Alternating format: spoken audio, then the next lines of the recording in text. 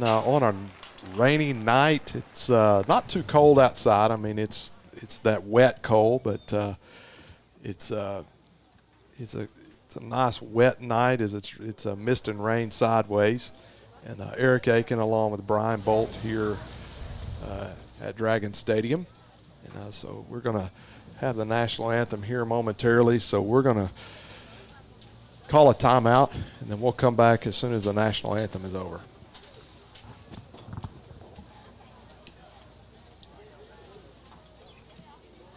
At this time, we ask that you please rise for the playing of our national anthem.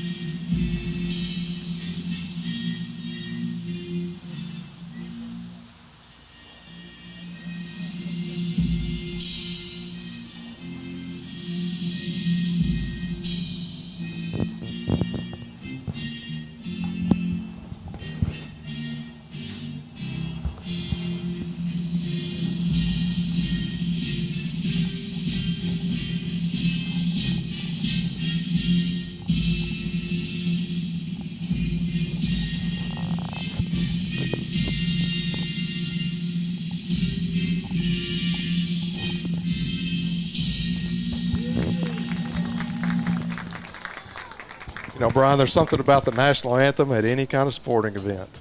So it just kind of gets you ready to go. So I want to welcome everybody to Dragon Stadium. Eric Aiken along with Brian Bolt. Welcome back to the booth. You were out last week. Yeah, it feels good to be back. Yeah, so always glad to have you back. And, Billy Lavender did a great job. The Tiger King did a great job for us last week. And so we really appreciate him stepping in. And it looks like the captains are headed to midfield. Going to be Clayton Smith for Texas High and Dylan Williams for Nacogdoches. And tonight, Nacogdoches comes in hungry.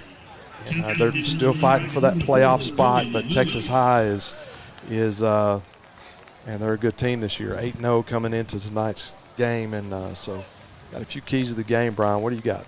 Yeah, Texas High is coming in hot right now, riding that 8-game winning streak. And some keys to the game for Texas High, of course, that leader out there, McHenry, their quarterback, they've got to keep him protected. The playoffs are coming up, and, of course, they're not looking that far yet. They've still got 2 games, but that would be a huge loss if something happened to him. So protecting him, letting him sit back in that pocket and pick defenses apart, and, of course, limit the turnovers. In any level of football, whether it be high school or professional, usually the people that win on the turnover board usually wins the game. And then also we've got to tackle. We've seen Texas High's defense play outstanding so far this year, and one thing they've done very well is tackle. And so as long as they keep that up, I see them being successful going down the road. So how about a couple keys to the game for Nacogdoches? Well, Nacogdoches is going to be on defense first tonight, and so I think it starts up front. I say it every week. If you're going to beat Texas High, you're going to have to beat their offensive line, their defensive line. And so for Nacogdoches to have a chance tonight, they've got to win the line of scrimmage, prevent the big plays. Texas High, they're going to run it, and then bam, they're going to try to hit Sellers or Rogers or one of those big receivers downfield. They'll even roll in Clayton Smith as well. I personally, tonight, I think special teams could be the difference in the game, whether it's kickoff return, kickoffs, field goals, extra points even. On a wet night like this is tonight, it could be a big difference in the football game. So yeah, no doubt. Folks, it looks like we're ready to start tonight. Texas High will receive the opening kickoff. And so Nacogdoches has sent out their kicker, number 24.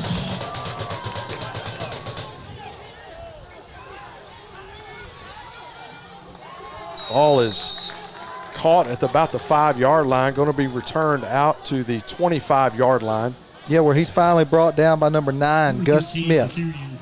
So it looks like number 13, Witcher on the return there. It was hard to see a number a little bit, but it's a lot better than last week in those gray jerseys. So they got the white jerseys with those black pants tonight. They're looking sharp tonight. So McHenry comes out tonight completing 64% of his passes. He is 230 yards away from 2,000 yards on the season. So we'll look for Texas High to run the ball quite a bit tonight. And so 13 on the carry. Witcher going to be brought down after a gain of 2 yards, going to bring up second down and 8. And he's brought down by number 52, the nose guard, Stacy Whitaker. So you can look for them to rotate a lot of guys in tonight in the backfield as looks like that Grissom is still out. Witcher gets loose, is going to have enough for a first down, going to be run out of bounds. Looks like it's going to be at the 44-yard line. Yeah, and he was ran down by number 40, Kamajay Decker. He's a senior, 6'2", inside linebacker for him. He got a little speed on him there. Yeah, he does, and man, he'll cut quick and take off. Looks like we've changed a couple of numbers, so maybe Weaver on the carry there. Trying to figure out who it is. Witcher on the carry, going to try to cut it back inside, but he's going to be brought down immediately. Going to have a loss of 1 yard, brings up second down. Yeah, and he's brought down by Braxton Jones, number 33. He's a freshman, came flying in there from one of the inside linebacker positions, and a great play for him. Yeah, definitely. It's good to have a freshman, 6 foot, 200 pounds. So you're going to see a 3-4 defense out of Nacogdoches. They're going to walk those outside linebackers down a little bit to try to create the 5-man front look. But it looks like they've got 4-man. They got one guy almost offsides there, it looked like. Going to hand it off to Grissom. Grissom's going to take it up just on the right side and is going to have a nice gain of like about 7 yards, 8 yards. They'll bring up third down.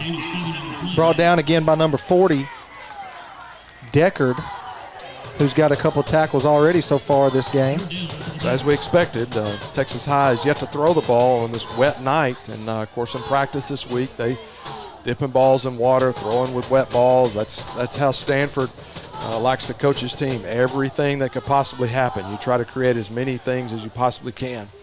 Grissom on the carry once again. He's going to have a gain of 4 yards, going to be enough for another Texas High first down.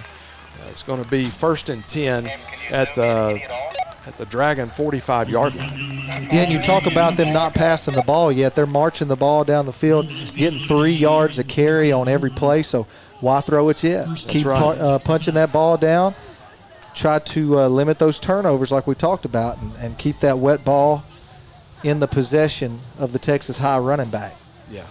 So the running back position is going to be a rotation. It looks like they're going to keep Stewart out another week, and so it's kind of hard to replace over 1,000-yard rusher. But this running back by committee has done a great job last week as well as this week. Once again, Witcher on the carry, going to have a gain of 1 yard, brings up second down and 9. Yeah, and that was just a good play by the Dragon defense there. He was brought down by a couple Dragons, but number 73, Caleb Douglas, was leading the way. Yeah, so Sellers in at wide out, as well as Rogers, and Trey Roberts checks in the game. McHenry, first pass of the night. It's a roll out. It's going to have Blake Rogers open for just a second, but man, what a great defense there. Yeah, and Tyrell Gardner, number 3, he's a senior cornerback over there, almost had a ball picked there on the pass from McHenry. And I don't know if McHenry was going to catch him. There was a lot of green grass there. Might have been a pick 6. Yeah, and you know, for Nacogdoches, those defensive backs are seniors, and 2 of those guys have been starters since they were freshmen. And so you're not going to throw something at them they probably haven't seen very much. McHenry on the pass, going to be complete to Trey Roberts, and he's going to have a first down, another first down for the Texas High Tigers. Yeah, and we were just talking about that secondary, and that was still good coverage by Brandon Jones, number 7. He's the cornerback on on this side of the field, and it was still good coverage there, but a nice pass and catch there from McHenry. You know, that's what I love about Texas High's offense is they're so balanced, and it's in their stats as well. You know, on the season they've got just over 1,900 yards rushing, but passing is 1,850 yards. So you're just such a balance. McHenry under pressure, and he's going to tuck the ball and take it up the middle, and he's going to have a gain of 4 yards. Yeah, that play broke down a little bit there. It was going to be a play action. One of the linebackers came off the edge, and he wasn't picked up by the protection there, and McHenry just had to get what he could get, but it turned into a positive play for the Tigers. And that anytime you can turn a busted play into a positive gain, that's always a great thing. Yeah. Now, Texas High averages 8.2 yards per play on the season. That is just that's special. So, going to be a flag on the play. Looks like we're going to have a false start, obviously on the offensive line. A very unusual penalty for Texas High. They do a great job staying ahead of the chains. So it's going to bring up second down. We're going to call it 12. Get down in 12. Yeah, and it was raining pretty good before the game start here. The temperatures dropped a few degrees. It's about 64 degrees out there, but at the moment the rain has stopped, so that's a good thing for the Texas High offense. You know, that's a special thing about a turf field is you can still play. McHenry under a lot of pressure, going to get it away, going to hit Caden Miller, but it's just he's going to have a 2-yard gain. And so that defensive line for Nacogdoches is really bringing pressure. Yeah, they are getting pressure into the backfield and just making McHenry throw that ball before he was wanting to. It did turn into a positive game, but they're still behind the chains, and it's going to be 3rd and about 11. And they're going to bring in tight end number 18, Nate Minnie, and they're going to have trips to the near side of the field. Trips left, McHenry back to pass, going to set up the screen, and going to be read well. Ball was caught by Grissom, going to bring up 4th down and 11. Yeah, number 32, Glenn Young. He's the outside linebacker there.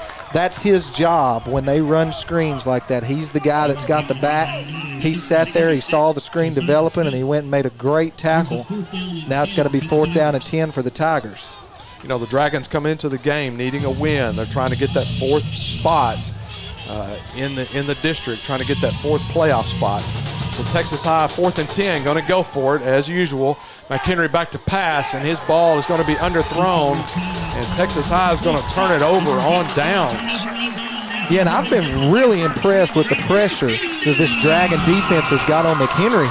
Usually every week we're talking about the Texas High offensive line, how much protection they give McHenry, and that time number 73, Caleb Douglas, got in and hit McHenry before he was ready to get rid of the ball and made him throw an incomplete pass, and it's going to be a turnover on downs. Yeah, so Nacogdoches offense led on the field by number 8, Reed Boyette.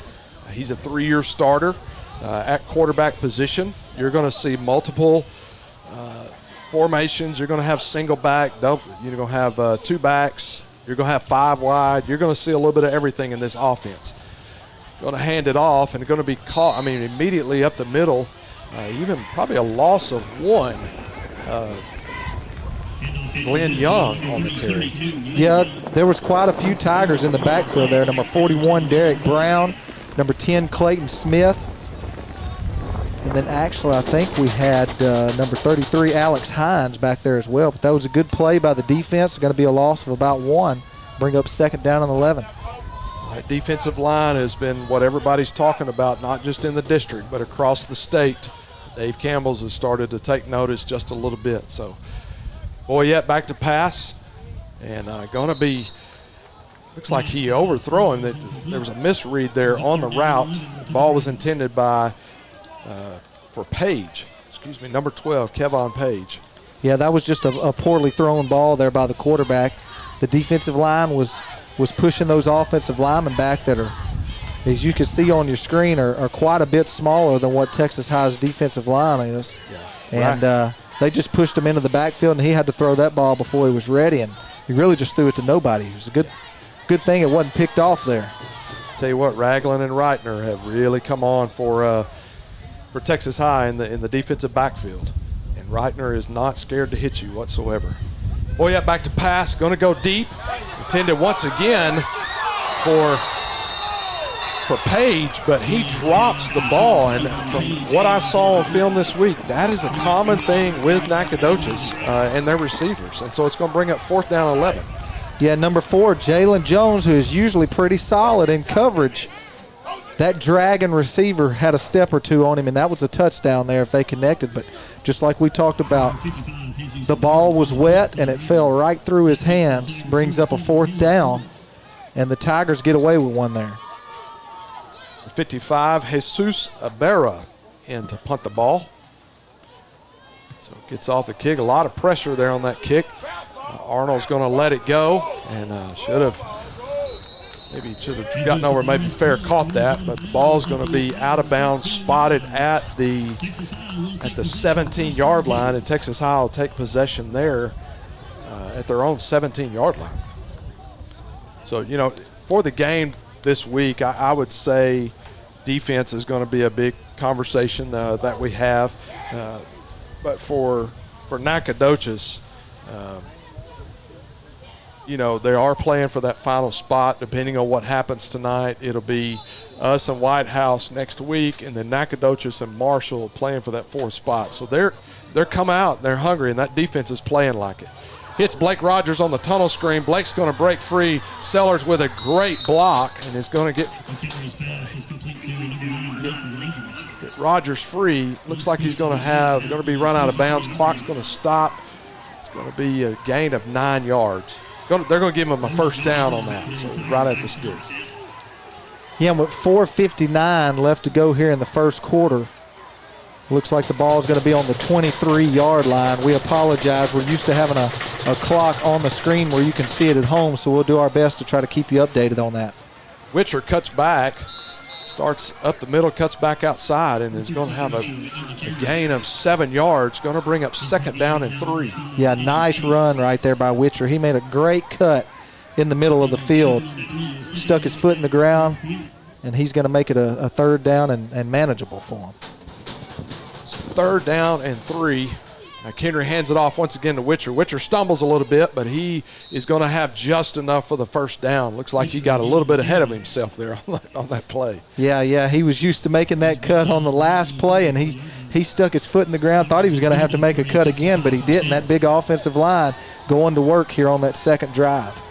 That's one thing about Coach Harrell I've seen him do it year after year. He takes that offensive line and talks them through the previous series.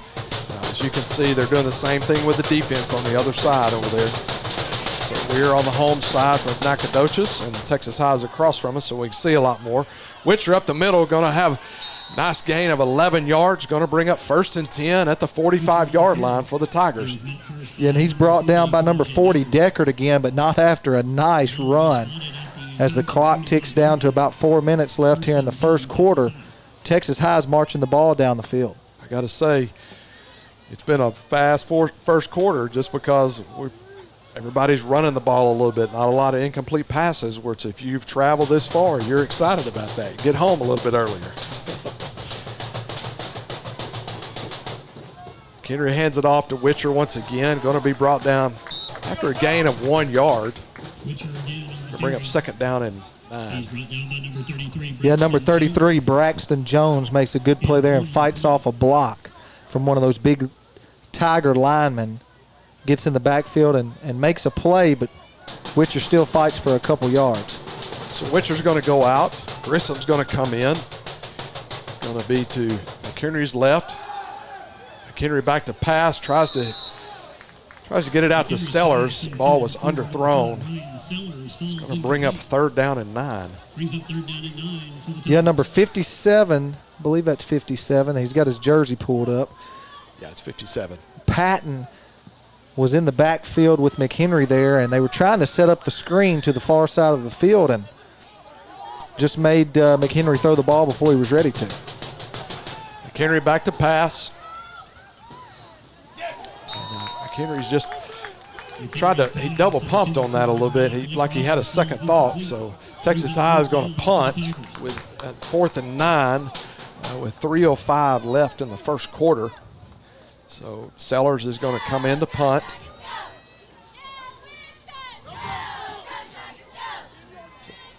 As we got a little timeout here, want to say thanks to Frank for helping us out once again, directing us. And then we're joined in the box tonight by Josh Reitner. He is with the Texas County Gazettes. We appreciate him and all he does for the Tigers to give him a little bit of love in Texarkana. So Sellers gets off a great punt. Going to be down at the 7-yard line. It's going to be 1st and 10 for the Dragons at their own 7-yard line with 2:53 left. We'll be back in 30 seconds. How do you measure success? In points? In wins? Or trophies? At Shelter Insurance, we measure success in the quality of our products and services, in our community support, in being there when you need us most. We're your shield. We're your shelter. For auto, home, life, or business insurance, see Shelter Agent Brian Bolt in Texarkana. Welcome back here to Dragon Stadium. So we apologize for you missing that play. Going to bring up 2nd down and 5. Nice little carry over the right side for number 32, Glenn Young. As clock is counting, it's down to 2:20 left in the first quarter. Score is 0-0 right now on this nice rainy night here in Nacogdoches. So looks like had a little. It's like jump off sides, Christian Surratt, but I think he got back. But they're going to say Page was a false start, so they're going to back him up 5 yards. That's right. And even though the rain, it's kind of been sloppy for both sides here in the first quarter. You know, I mean, Texas High comes out and throws together a 12-play first drive and still comes up with no points. Comes out on their second drive for 7 plays and has to punt the ball away. You know, for Nacogdoches, they come out and run 3 plays on their first drive, go 3 and out, and then here we are the first play of their second drive, and they come out and get a good little gain and then back themselves up again. You know, we expected this. I mean, to be a little bit different game. Boyette wants to go deep, and he's going to pull it down, and he's going to have a wide open man. Number 6, Elder, was right there, but he just overthrew him, and I think it's, once again, that weather. The ball's not coming out of the hand just right. Yeah, number 22, LaJonte Reitner, the cornerback over there, he was in coverage, and he saw the quarterback scramble, and he stepped up a couple steps thinking that he was going to go make a play on the quarterback and let his receiver slip by him a little bit. And that wet ball just slipped out of the hand of the quarterback, and he couldn't get it to his wide open receiver. So they're going to bring up 3rd down and a long 9 yards for the Dragons. So with 1:43 left in the first quarter, Boyette hands it off. He's going to hand it off to number 33. Number 33, Braxton Jones. Jones is going to be brought down. It's going to be short of the first down. Going to bring 4th down and 3. And the Dragons are going to send their punter out once again. So it's going to be 3 and out for the Dragons. Yeah, number 90, Christian Surratt. He missed the tackle at the first of the play, and he kept fighting through, fought through some blocks, and ends up making the tackle after a good gain by the Dragon running back there. But they're still going to be a few yards short of the first down, and so they'll punt it back to Texas High. Going to fake it, and he's going to have a first down. And once again, 33, Braxton Jones gets it. And I'll tell you what, Texas High did not see that coming. I mean, runs right up the gut. And what a time to run a fake. Everyone, the ball game right now has not had anything exciting happen so far. Everyone's kind of sitting here back on their heels, waiting on the next play, thinking that we're about to punt the ball away back to Texas High. Texas High was sitting sleeping about like we are right now. That's right. That fish over there that we had before the game is kind of settling in on my stomach. Boyette back in at quarterback. Young in it in the backfield. Going to have a false start on Nacogdoches. This has been their kryptonite all year long. It's just been one of those little things all the time, just those small things that add up. And, I mean, you're already at 10 yards in penalties just on this drive. Yeah, a couple of their linemen moved on that one. I don't know what their cadence is. We can't hear them up here, but a couple of their linemen flinched there, and so just shooting themselves in the foot. 2 receivers on each side. Elder goes in motion. Gonna punt fake and almost intercepted. Ball was intended for Carter, but comes off of his hands. Yeah, and Jalen Jones, he wishes he had that one back. He dove for that ball there, and it went right through his hands. And that could have been a big, big play after that fake punt for Texas High to get the ball back. But nonetheless, it's going to be 2nd and 15. With 19 seconds left in the first quarter, you know, it's Texas High. They came out like this last week, just real flat, not ready to play, and not realizing you got to play to your best, not to your opponent's best. And so coaches start making some adjustments, and the weather can have to do with it, but you can't make excuses. Surratt's going to he's going to bring down, Boyette's going to be sacked in the backfield by. Yep, that's Christian Surratt. He fought through right there, and that guard that is on him just could not handle that big fella. That's going to be his 2nd sack. Had one last week and this week, so his 2nd on the season. Yeah, that guy there was having none of it. So the end of the first quarter, score is 0-0 here in Nacogdoches. And you're watching Tiger football on Texarkana Game Day. We'll be right back after these messages.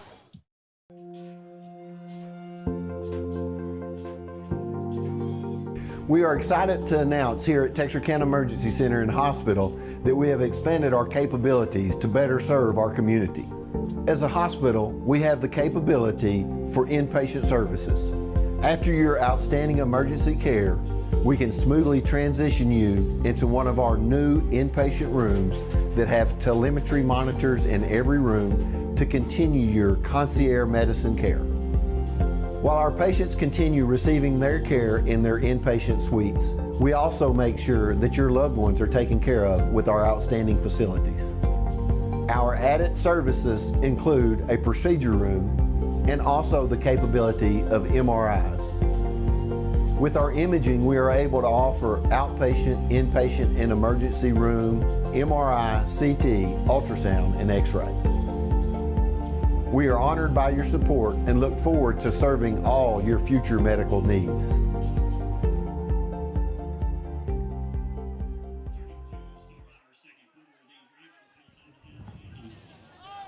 Welcome back to Dragon Stadium in Nacogdoches, Texas, where the score is 0-0 as we begin the second quarter. Boyette in at quarterback. Going to drop back to pass.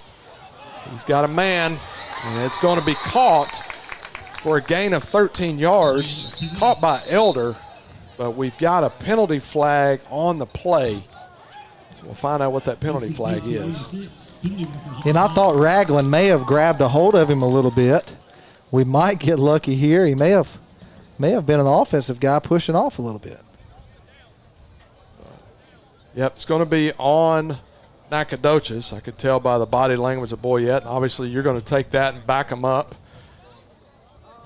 Oh, he stepped out of bounds. Illegal touching by the receiver. Yeah, illegal touching by the receiver, so he was out of bounds and came back in. And you can't do that no matter what level you're in.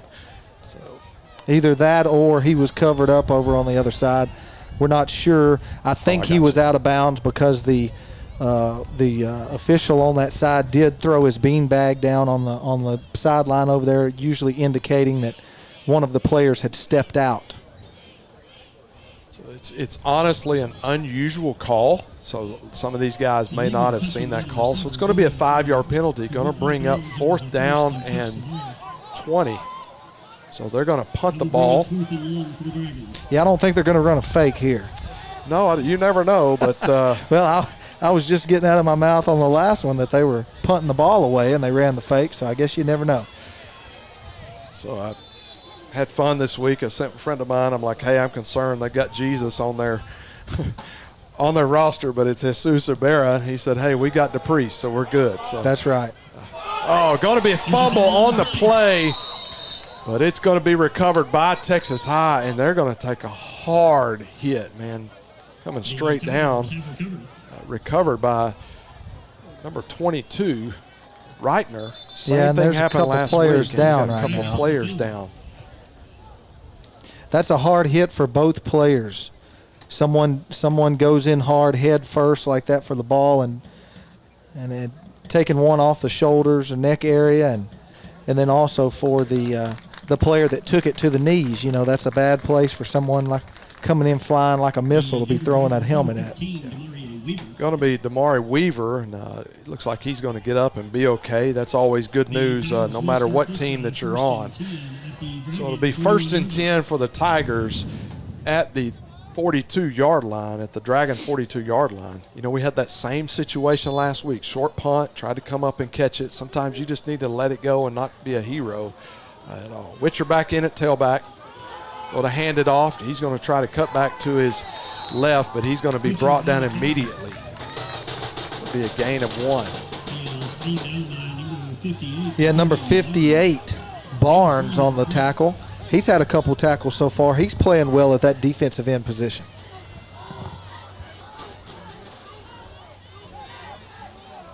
So being up 2nd down and a long 9 for the Tigers. Going to hand it off once again to Witcher. Going to come back to his right side. Going to be brought down after a gain of 3 yards. You know, if you're Nacogdoches, you've got to be excited about the start of this game. Yeah, number 4, let's see, that's Dylan Williams. The strong safety comes up and makes a good play right there. And the Dragon defense is looking good right now. That defensive front, they're not bad, and they scheme really, really well. McHenry back to pass. He's going to get the ball out to Sellers. Sellers is going to have plenty for a 1st down. Going to have a gain of, looks like around 13 yards on that pass play. Yeah, it was a nice pitch and catch there from McHenry to Sellers. Sets him up looking good at the 25-yard line. Again, there is 10:39. The clock will up. He did go out of bounds, so the clock is stopped. We're here in the 2nd quarter. McHenry in those first 2 drives just seemed to not sure where to go with the ball. Bad snap. They're going to run the jet sweep to Sellers, but it's a bad snap. Couldn't get it off, so McHenry picks it up and just basically ducks his head and says, all right, we're going to live to play another down. Yeah, and that's another thing we were talking about earlier, the running backs holding on to the ball, the quarterback being able to throw good passes. That's somebody that has to touch the ball every single play of the whole game is the center. And so you just hope that they can minimize the bad snaps. Grissom is checked in at tailback. McHenry gets it out to Miller. Miller's going to be brought down immediately. And, of course, there's going to be a little trash talk there, as you can expect. You're going to bring up 3rd down for the Tigers. Yeah, number 7, Brandon Jones, the cornerback, makes a good play there, and he minimized the yardage there. There you go. For that Texas high receiver. Good recovery there. That's right. Brings up 3rd down and 7 for the Tigers. Just haven't looked quite as sharp. You can tell that turkey dinner is still trying to get going. Going to be a bad snap, but there's going to be a whistle before the snap. Going to have a false start on the Tigers. And I will tell you this is a different crew than what we're used to with what we normally have. This crew is out of what they call SFA chapter, or Nacogdoches chapter, where we're used to a Tyler chapter, which is kind of a different thing. You know, it's one of those deals you would think the district would use all the same officials out of the same chapter, but that's not the case in this. And so the things that I've seen, whistles are slow on the end of the plays, and then they're fast on those kind of penalties. No flinching whatsoever. So McHenry back to pass. He's got Zane Dotson over the middle. And he's going to be just short of a 1st down. Going to bring up 4th down and 1. And they're going to go for it. Looks like they're bringing in the heavy package. Yeah, and that was a good pitch and catch there. Not quite enough for the 1st down. The defensive back for the Dragons there got there and made a good tackle right when he caught the ball. Didn't let him get any more yardage, and so they're going to see if they can convert on 4th here. The official on this side, Nacogdoches, is going to call a timeout. So it'll be their first timeout of the half. And so with 8:43 left in the first half, it is still 0-0. A strong work ethic. takes pride in a job well done. This is the kind of person you need. Express Employment Professionals can help because we understand what it takes to hire good people. It takes real people, real interviews. We find good people, matching the right skills for the right jobs. Express knows jobs. Get to know Express. Go to expresspros.com to find a location near you. Welcome back to Dragon Stadium with a score of 0-0, 8:43 until halftime. Tonight, just to kind of give you an update on halftime, as we go into halftime, there'll be possibly some drill teams. All the bands have gone and they've packed it up because they're so wet outside. So Brian and I will take a break during that, and then we'll come back and talk about Tiger football as well in the first half as well. McHenry hands it off to Grissom, and Grissom is going to be brought down immediately in the backfield, and so the ball is going to go over on downs. That offensive line is just having trouble with those, looks like that defensive line and those linebackers. Yeah, and I'm not sure on the exact number there. They got in there, but they had good penetration from the defensive lineman there, and one of those guys got in and wrapped his legs up. I think it was number 58, Jacavian Barnes, who was in on that tackle, and he wrapped him up and brought him down in the backfield. And so Texas High's got their hands full right now with the Dragons of Nacogdoches. You can tell who's hungry in this game and who may not. Their hunger may not be as much as you expect. Boyette goes deep, and he's going to be the ball's going to be intended for Page.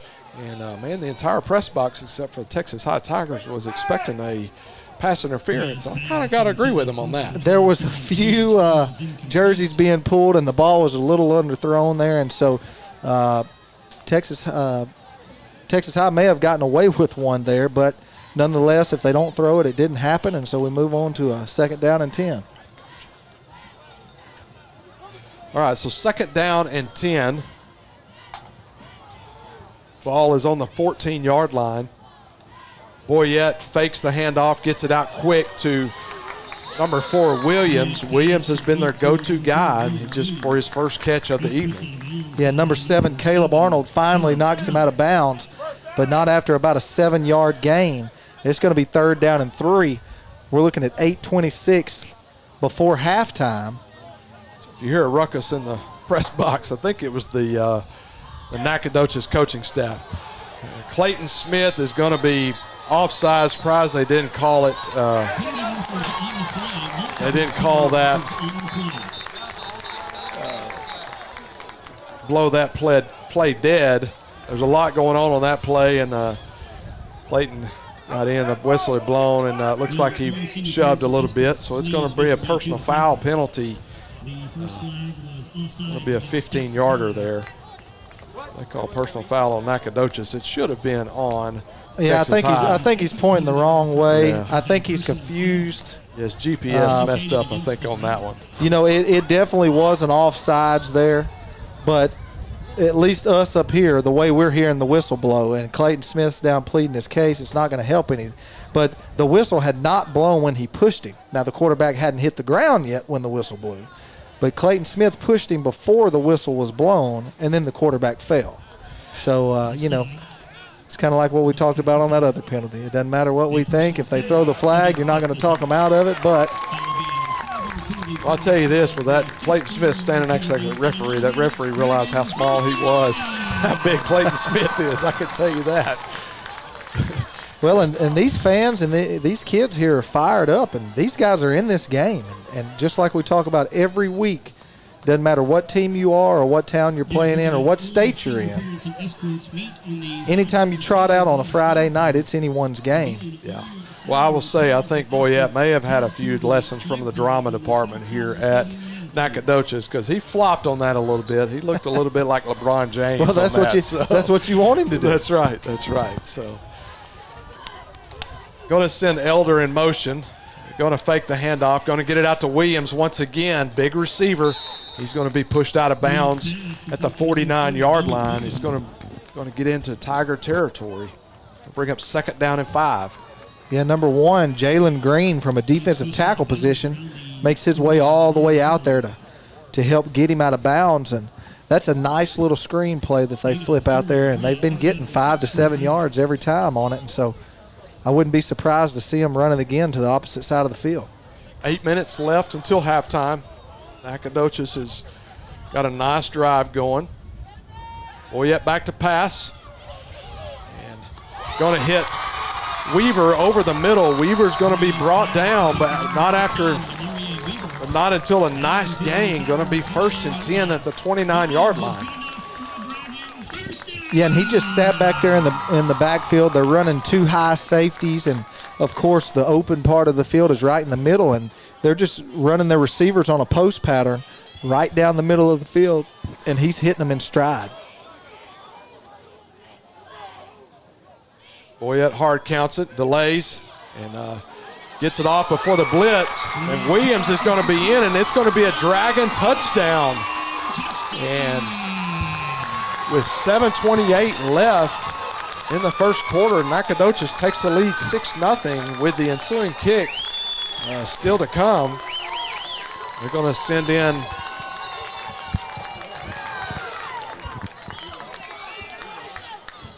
we don't have a number on that, number 35 in the kick.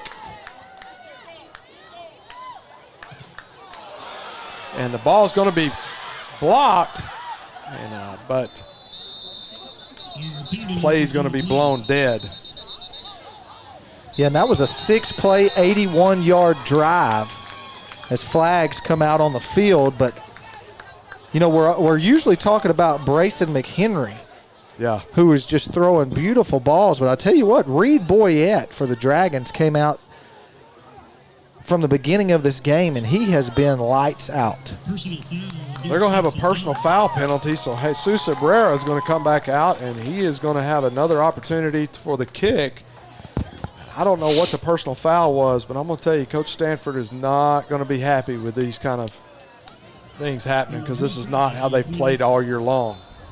But you need a game like this just to kind of wake you up before you go into the playoffs. Looks like Boyette is holding. Barrera's kick is up, and it's good. So with 7:28 left in the second quarter, it's going to be Nacogdoches 7, Texas High 0. This is one of the few games that they have not had the lead, and so it's here we go. We're going to find out what we're made of. And the same official that threw a flag for a personal foul on the last play just threw his flag sky high and was following the Texas High players off the field. And so I don't know if someone had said something to him or what, but the white hat needs to get him under control, because he is not making a good night out there for anyone. And he is a grown man and does not need to be following kids like that and throwing his flag. Looks like they're going to wave it off. Yeah, I agree with that. You can see his body language. He's not happy with someone. Well, there's just no reason for it, and for either side, for a kid to say something, but then an official. Sometimes these officials try to make it about themselves because they're trying to go to the next level, but that's not the way to get to the next level whatsoever. Well, and I'm always for the officials. I don't think that any of us should, talk down about them, and that's not what we're doing at all. But they also need to know that there's a lot riding on this game and every game, and that they need to be professional anytime that they have those stripes on, and they need to be worried about the best interests of the players. So Rodriguez in to kick off for the Dragons. It's like Trey Roberts back deep. He's going to kick it short, and it's going to be fielded by Guy Johnson right in the middle of the field. Guy comes up and makes a great play for the Tigers there, and they're going to have great field position. There was just a hole right there in the kickoff team, and so he tried to hit that hole, get a little, maybe a semi-onside kick you could call it, but it's going to be 1st and 10 for the Tigers at the 38-yard line. Yeah, and let's hope that the Tigers come out and have a little more intensity on this drive and are a little more efficient. It's in games like this that you miss Stewart, who averages 7.8 yards a carry. You just miss him because nothing against these running backs. They're doing a great job. Just right there, Witcher making a great play. Has a gain of 11 yards. But you miss that 1,000-yard rusher when he's out. That's right. With 7:15 left to go in the second quarter here, the first play of the drive goes for 11, and Texas High's right back on the ball. And they're going to try to move fast and punch this ball down and score. So they're going to go tempo, and they're going to push it. Yep, offensive line, false start. Center just didn't get it off in just enough time. So it looked like the whole left side of the offensive line. Their heads come up a little quicker than everyone else. Yeah, I'm sure Coach Harrell has fired them up a little bit, telling them, hey, we're not going to allow another sack. We're not going to allow another guy to get in the backfield like that. So they're just trying to get off the ball quicker than the next one. So they'll bring up 1st and 15 for the Tigers. Ball spotted at their own 45-yard line.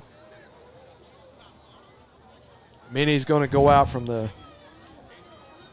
tight end position, going to bring in, going to put Miller at the tight end, going to bring in Zane Dotson. Back to pass, going to go ball intended for Zane. It's going to be incomplete. And so McHenry just seems a little bit off target tonight. His timing is just a little bit off. And the timing there by the cornerback, number 3, Tyrell Gardner. Coach Stanford's over there wanting a flag. He thought he got there a second too early, and I may agree, but I'm on the opposite side of the field. My opinion really doesn't matter. Right. So, well, and this is going to be the best defensive backfield that they have seen all year long. I mean, these guys have got experience, and they are good. I was told from Jacksonville last week. Rogers across the middle, going to make a great sliding catch. Going to be 1st and 10 for the Tigers at the Dragon 35-yard line.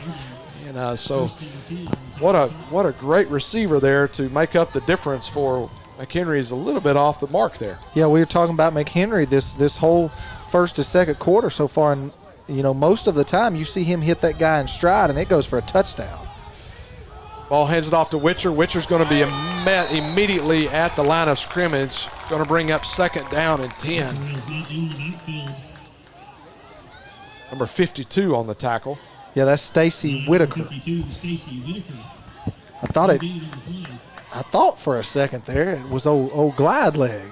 It looked like old Glide Leg there on the tackle, but he's probably eating some turkey and dressing at home with his feet kicked up.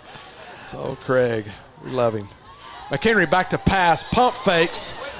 Going to roll out of the pocket, going to hit Miller, but Miller's going to bobble the ball and could not haul it back in. But, man, that defensive backfield is unbelievable for the Dragons as well as their backers. They move pretty fast. Yeah, they're flying around right now. That defense is looking a lot better than what we gave them credit for coming into the game, but they're looking very solid right now, which Texas High is shooting themselves in the foot and making some mistakes here, but nonetheless, that defense out there with the black jerseys on is looking hot right now.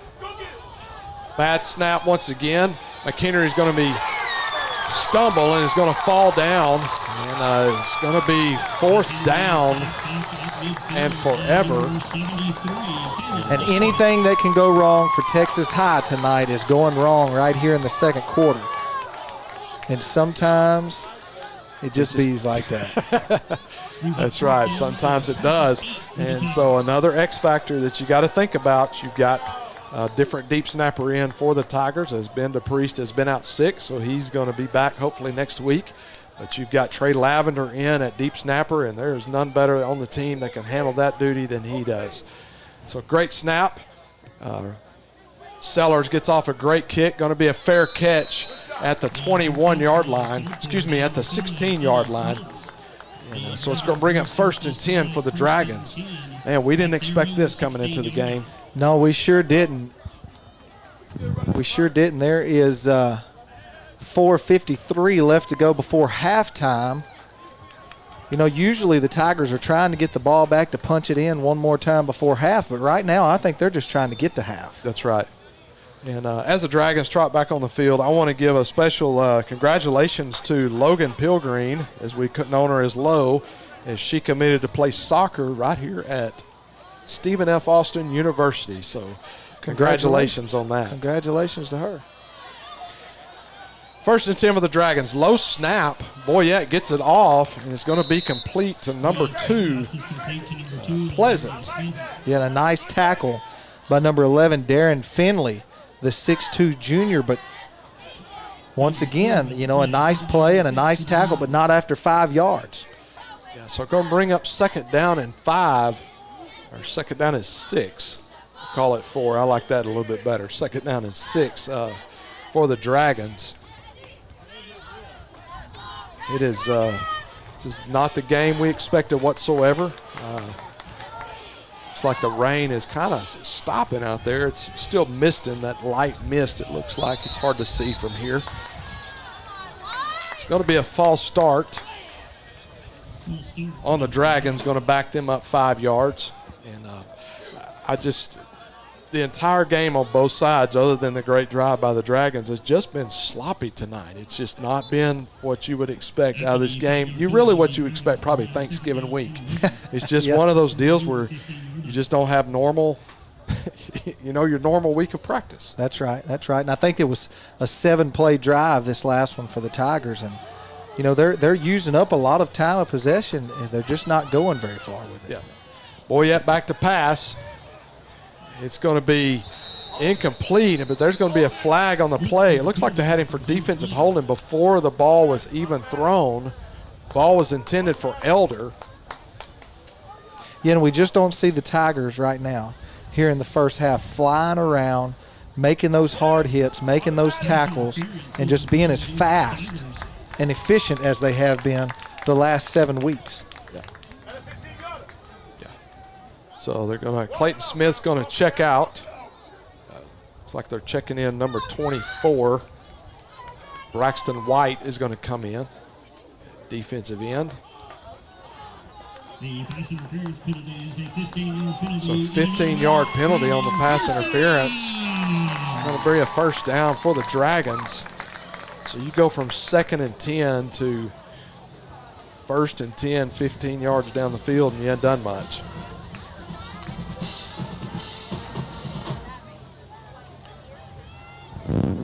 Figure out. There we go. I was trying to figure out what they were doing there, but it's 15 yards. I'm not sure they know what they're doing. Yeah, looks like they marked it off more like 10. I think there's confusion there. I don't think they gave them 15 they yards. I know they didn't.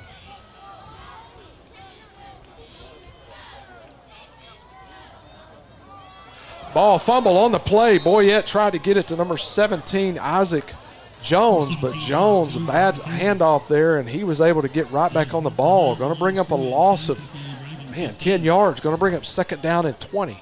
Yeah, and he's glad that he got back on that ball because number 33, Alex Hines, he was right on him step for step and ended up getting on top of that ball about the same time, but the Dragons kept possession. And I want to tell you, Alex Hines has come in and played great for the Texas High Tigers. Yes, he has. No varsity experience until this year. Had to start one game with Halter out, and he's playing the middle linebacker position right now. Looks like he's creeping, showing blitz. Boyette back to pass is going to be complete to number 12, Page. It's going to bring up 3rd down and long for the Dragons. It looks like it's going to be about 3rd down and 10. The clock's going to continue to run with 2:46 left to go before halftime. The Tigers are trailing the Dragons 7-0. I think it's going to be a tale of two Tigers coming into this ball game because I think it's after they have a conversation at halftime, it will be a different team that comes out. We sure hope so. Yes. Nacogdoches leading 7-0. Ball's on the 23-yard line. It's like we're going to have a timeout. Nacogdoches is going to take a timeout. And so with 2:21 left in the first half, Nacogdoches 7, Texas High 0. If you're looking for authentic Cajun-style meats prepared and ready to cook and take home, look no further than Lanyard Specialty Meats. We here at Lanyard Specialty Meats select nothing but premium meats, and we season it to perfection so that you'll have all of Acadiana flavor here in your own home. Come by Lanyard Specialty Meats for all your tailgating needs for this football season or hunting season. Remember, Lanyard Specialty Meats. Lanyards is an official sponsor and proud supporter of Texarkana Game Day. few scoring updates. Pleasant Grove fell to Caddo Mills today, 35-31. Want to congratulate the Hawks on a great season. Looks like Gilmer beat Sunnyvale 31-14. So Gilmer and Caddo Mills will be in the regional finals next week. And, in district play for Texas High, wrong score there. White House beat Jacksonville 42-14 today. Going to be a pass, going to be thrown out to number 4, Williams. Going to be complete. Going to bring up 4th down, and looks like he stepped out of bounds at the 30-yard line. So going to bring up 4th down and 3. So Texas High, barring a fake punt, as we've already seen, is going to get the ball back with probably about a minute and 50 left in the first half. Got a timeout on the field. I don't know if Texas High called it. We haven't gotten a signal yet. So Texas High did call a timeout. So with a minute and 59 left in first half, Nacogdoches 7, Texas High 0. Brian, how was your Thanksgiving? How do I look? Looks like you had a real good Thanksgiving. I've had a real good year. No, Thanksgiving's always great. We've got a large family. My wife and I both do, and so we get to enjoy meals at multiple places, which is right up my alley. My wife's not big as a minute, but me, myself, I like to eat. Yes, sir. That is an accurate statement. I've been out to eat with you. and my man Brian here, if you ever go out to eat with him, always ask him, do you have your wallet? Because he tends to just forget it. It makes you pay. So. Actually, I think the last away game we went to, I think I paid for it. All right, so we're even. We're even. But I didn't forget my wallet. You just offered to pay. That's right. So. I just offered to pay. So, well, I didn't know if you'd offer, so I left no doubt. Yeah. So here in Nacogdoches Dragon Stadium, it is 2:10. So they had to adjust the clock. 2:10 left in the first half. Nacogdoches 7, Texas High 0. And it is senior night here in Nacogdoches. So these seniors they're playing for it with a purpose tonight. So high kick. Trey Roberts is going to signal for a fair catch at the last second. And it's going to be Texas High Tiger football at the 48-yard line of the Dragons. Yeah, and if you're just now joining us, it's a rainy, dreary night here in Nacogdoches, about 60 degrees. Not a lot of wind blowing, and we've got 2 minutes. And the Tigers are going to take over about the 50-yard line. It looks like about the 48. And we're going to see if they can drive down on a short field and get some points on the board before halftime. It's not been a very pretty game for either side yet, but it's very rare that we see the Tigers look like this. Going to go 4 wide. Witcher in the backfield. McHenry back to pass. And he's going to hit Miller across the middle. And that looked more like the Texas High Tigers right there. Caden Miller with a great catch across the middle. The chain gang's running down the sidelines trying to get reset to mark it. Going to bring 1st and 10 at the 24-yard line. Yeah, and we were talking about rare things. That right there has not been rare. That is the Brayson McHenry that we usually see.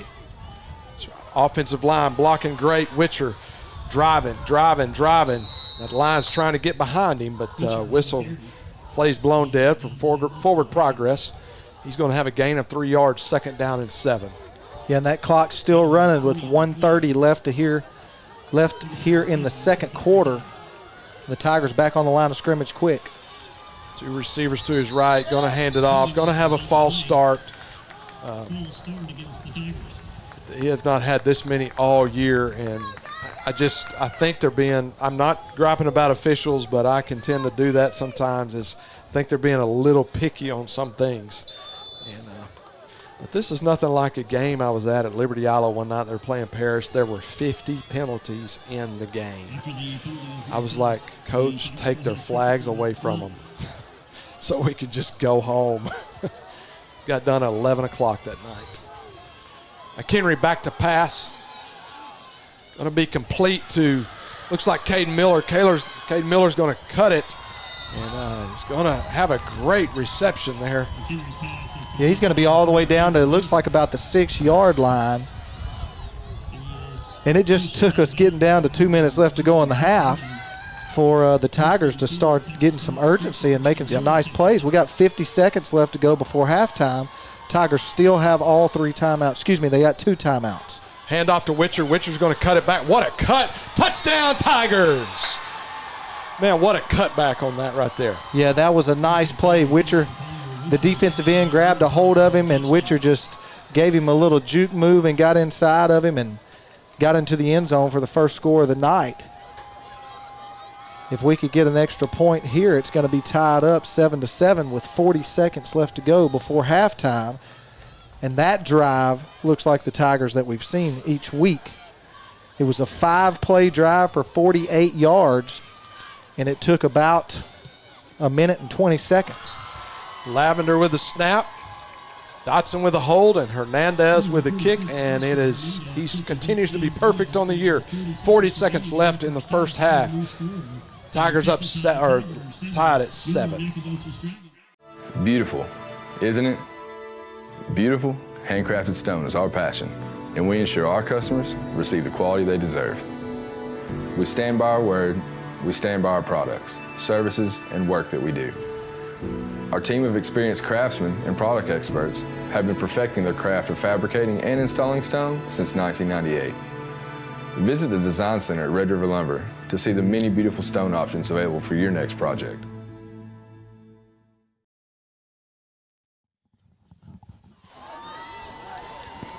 .40 seconds left. First half. Tigers go down in 5 plays. 5 plays, 48 yards. Yeah, that's right. It was tie the ball game up. Yep, and it's been a quick first half here as they kick off back to the Dragons. Hernandez kicks it high, going to kick it over. Number 5 is going to field it. Going to be brought down at the 35-yard line. Eddie Cross fields that ball. So bring up first down and 10 at the Dragon 35-yard line. You know, coming into the game, they run a lot of multi-formations, but tonight it's been single back all night long. Just they might have run one play with 2 backs, but it's been single back, throw it, throw it, throw it. They're trying to wear out that Tiger defensive backfield. Well, they've been successful doing it so far, and so we might see them come out here in the second half and do it again. So Pleasant in at running back. Boyette, quarterback, trips to his left, kind of a staggered look. Wants to go deep, but going to have a penalty flag on the play. Halter's going to run him out of bounds at the 50-yard line, but got a penalty flag on the play. I'm thinking we might have defensive holding on that side.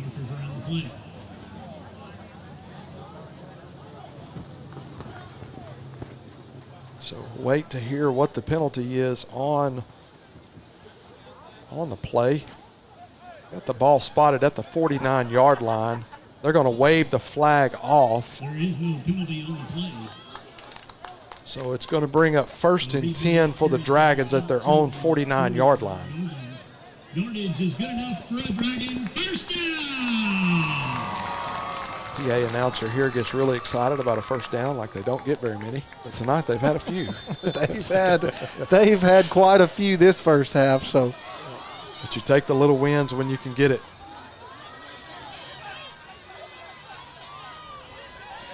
Boyette, just a quarterback draw right up the middle. It's been open. But, I don't know if that was a design draw or if everyone was covered downfield, but that was a nice play. But he was met. He was met about the 40-yard line, or it looks like about the 37-yard line by number 21, Jackson Halter. And I don't know if you could see it on your screen, but the quarterback's looking for a new mouthpiece because Jackson Halter knocked it smooth out of his mouth. That's why Laid a good hit, but not after a good first down run. That's why we call him the bulldog of the defense right there. So we got a timeout on the field. Nacogdoches takes their final timeout of the half with 19 seconds left to go in first quarter. the first half of tonight's game. All of you that are watching at home, I know we've got several watching at different places around Texarkana, and so we just want to say thank you for tuning in to Tiger Football and Texarkana Game Day. So I know that Texarkana Game Day had the Pleasant Grove game today, so we really appreciate them doing that. And so Texas High as well will be next week. We'll be on for the final home game, and then the week following we will have the playoff game right here on Texarkana Game Day. And the playoff game will be on our website as well. So false start on the Dragons after a timeout. You got to be frustrated with that because there was no rush there. So false start. Looks like a receiver moved on the other side. I think that was Page that moved on the far side. So first down and 15 with 19 seconds left. Boyette back to pass. Going to have a man over the middle intended for Elder, and Elder just flat out dropped that football. Yeah, and he was guarded there by number 33, Alex Hines. And that pass was just thrown about as good as you could make one by Boyette, and he just dropped it. I don't know if he thought he was going to take a big hit or what, but he dropped it, and so we're looking at 2nd and 15.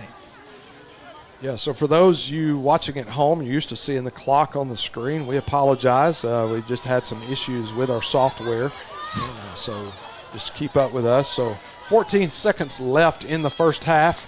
Boyette back to pass. Got a lot of pressure, but he's going to get it away just in time. I don't know that there was a receiver in the area. I think we might have a intentional grounding. Yeah, number 90, Kristen Surratt, got back there in the backfield and almost had him another sack here in the game tonight. But he got back there and made the quarterback throw it away, and they're still discussing if they're going to drop the flag or not. Drop the flag, intentional grounding on Boyette. Man, when you see that kind of defensive line coming at you, you get rid of the ball too. You don't care what the penalty is. So maybe you don't understand football, so it's going to be a loss of down on that. So they're going to have the yardage and the loss of down. So Coach Stanford's just getting clarification on does he want to take the penalty or does he not. And so I would say you want to take the penalty because you're going to lose a down anyway and you're going to get to back him up. So, but we'll see what his decision is because that's why we're not coaching. I think he's asking about the runoff because if he gets the 10-second runoff here, it's going to take us into halftime, and they won't get another play here. So it looks like that's what he's asking about. I think and that's why he's the head coach, and we just are volunteer for Texarkana Game Day.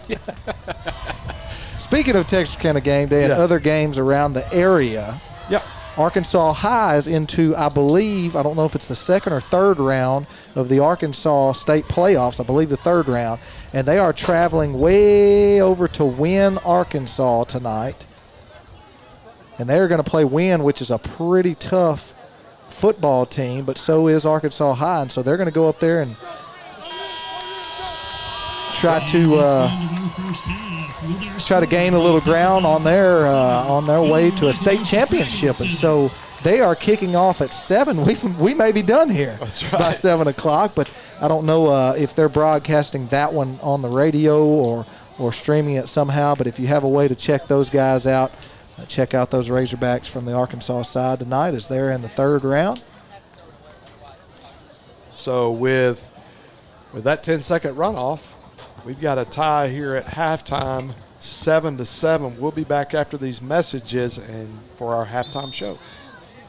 Right now at all Greg Orr Auto Collection locations in Texarkana. Shop from your phone, online, or in person and make no payments up to 120 days with record low interest rates, drastic price reductions, and huge incentives on our vast and pristine selection. Plus, for sales or service, we will even pick up and deliver your vehicle to you. For all the money-saving details, please visit gregorauto.com. That's gregorauto.com.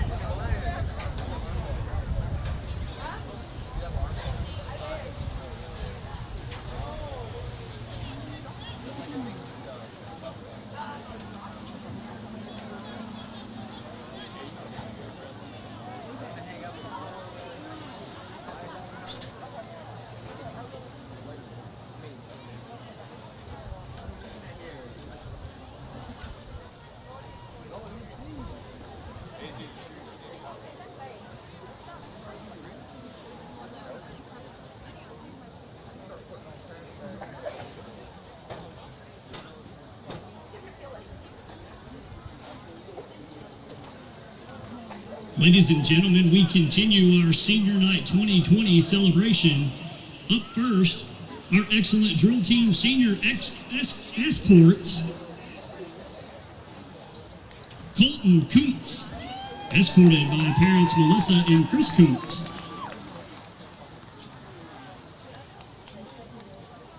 Cole Stevens, escorted by Miss Lisa Fuller.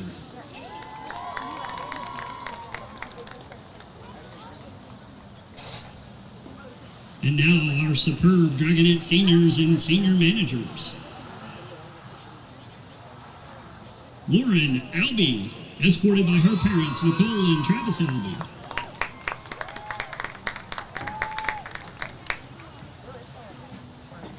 I didn't even know who you were. I got this hair grown out, mask on, look like that. Who's the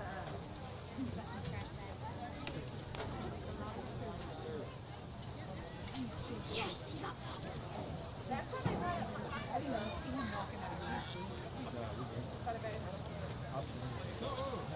No, we've got three.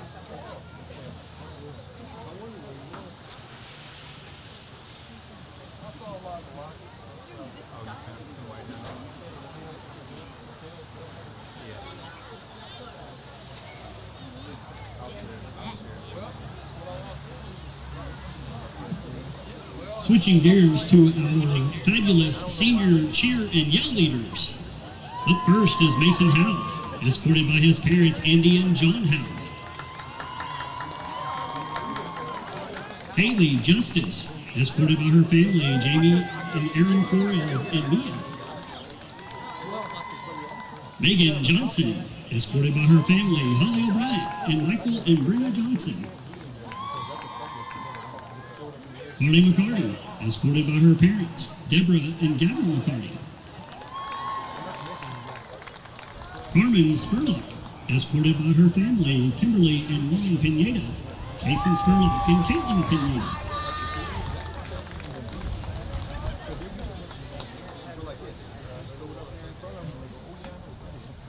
Sarah Stock, escorted by her parents, Charlie Weaver and Morgan Stock.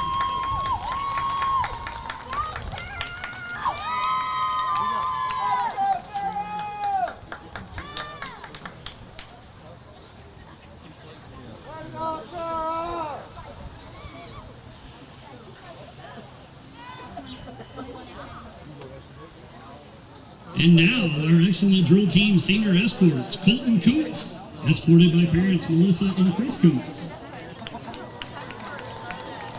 Cole Stevens, escorted by Miss Lisa Fuller.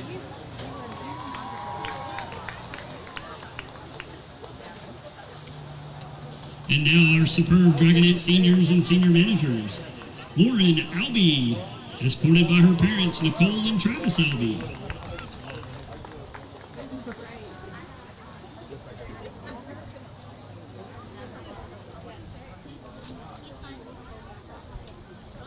Tiara Arnold, escorted by her family, Tachicia Brandon, Yolanda Menifee, and Michaela Menifee. Madeline Bray, escorted by her parents, Kathy and Joe Bray.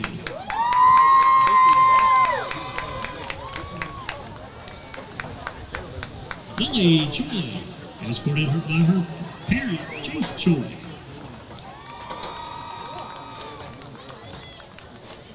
Brenda Duarte Julian, escorted by Francisca and Julian Duarte.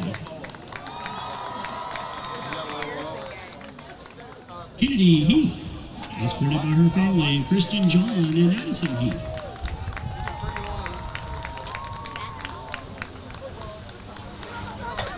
Sophie Jordan, escorted by her parents, Elsa and Barry Jordan.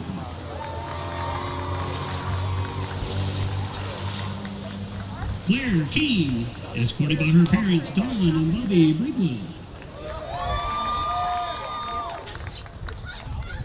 Kayla Whitaker, escorted by her parents, Valerie Garrett and William Whitaker.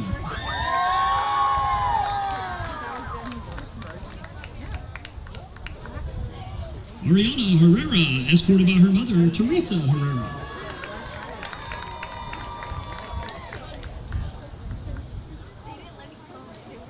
Camden Hathaway, escorted by her family, Kimberly, Trey, and Keely Hathaway.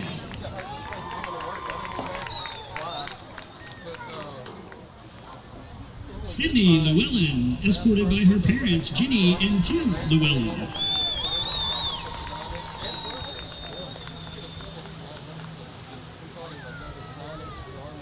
Kate Watson, escorted by her father, Mike Watson.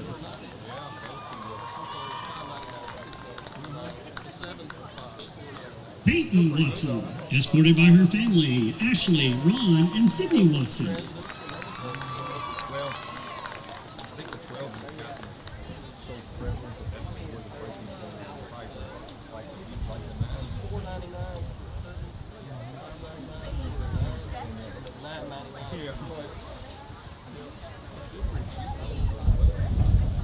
Now we present our Super Student Council Senior.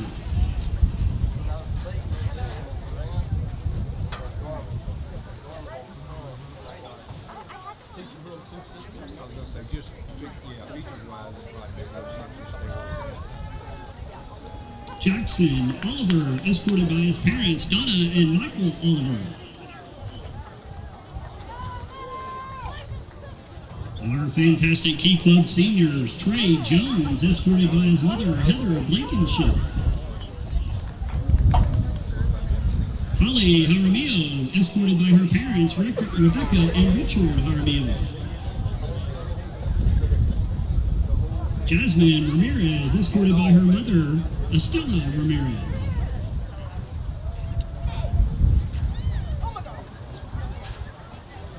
Joanna Ramirez, escorted by her family, Maria, Fernando, Jennifer, Bianca, and Fernando Ramirez.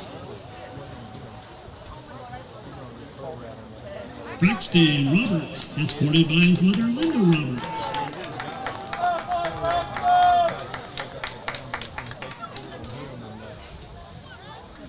Our spectacular SRT seniors, Jose Resendez, escorted by his mentor, Roya Denwali.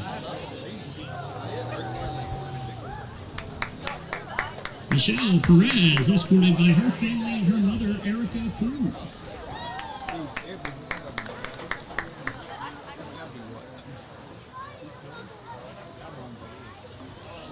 Aiden Schultz, escorted by Abby and Avery Schultz.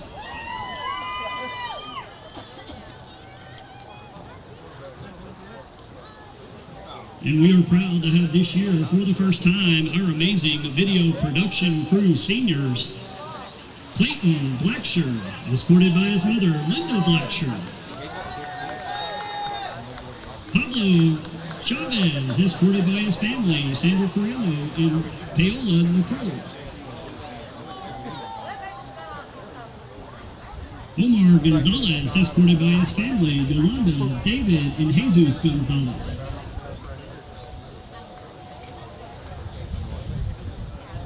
Joshua Hall, escorted by his parents, Diana and Alan Hall.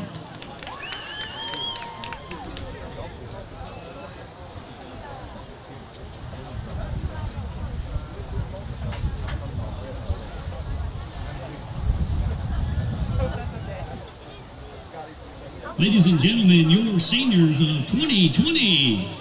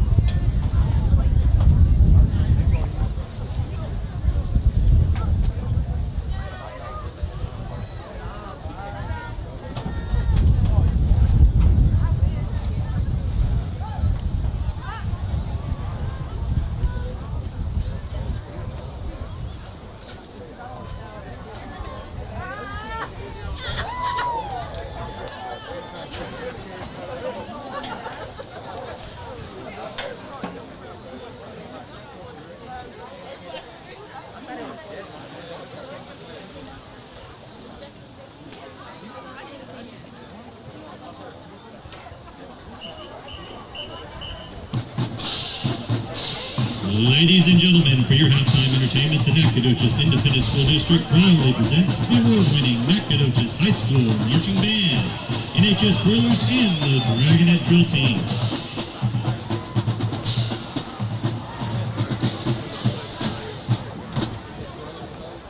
Tonight, we are proud to begin our portion of the halftime entertainment with the award-winning Nacogdoches High School Dragonette Drill Team. The Dragonettes are under the direction of Miss Lisa Fuller and led onto the field by All-American Captain Charlotte Gay, All-American Captain Maddie Bray, All-American Captain Sophie Jordan, All-American Captain Kennedy Heath, and All-American Major Lauren Albee. The Dragonettes would like to congratulate Dancers of the Week, Kayla Whitaker, Alexis Buster, Michaela Hill, and Spirit of the Week, Aisha Patton, Grace Rodriguez, and Catherine Boyd. Watch now as they perform a sassy palm routine to Pretty Fly.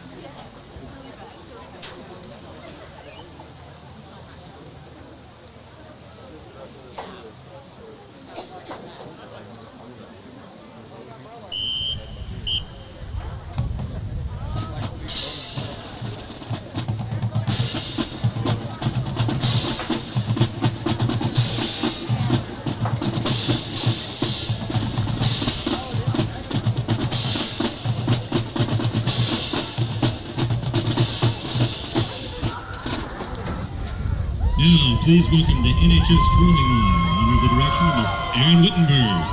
The twirling line is under the full direction of senior head twirler Lily Grimes and junior assistant head twirler Selena Kilmer. Watch now as they perform an exciting knife routine to Good Golly, Miss Molly.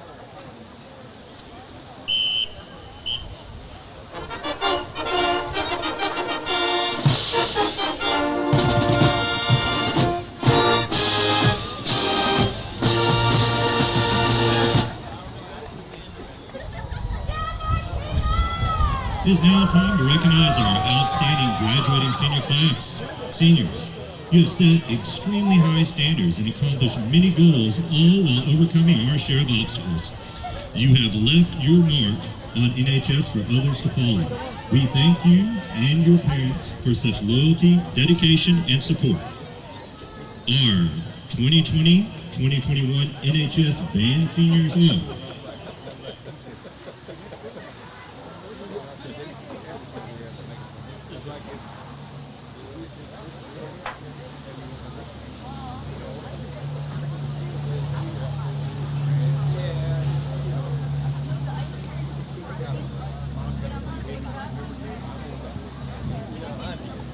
Welcome back here to Dragon Stadium. Halftime with Texas High and Nacogdoches tied at 7.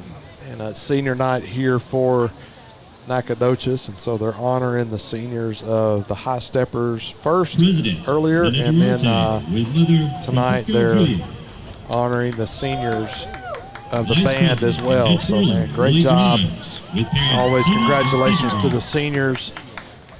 No matter what school it is, you know, there's a lot of time and energy put into extracurricular activities, and so congratulations to them. And man, what a first half, man! Just real sloppy football as well, and so just sloppy football game. Not quite Texas High, not quite as sharp, and I think the stats show that for us.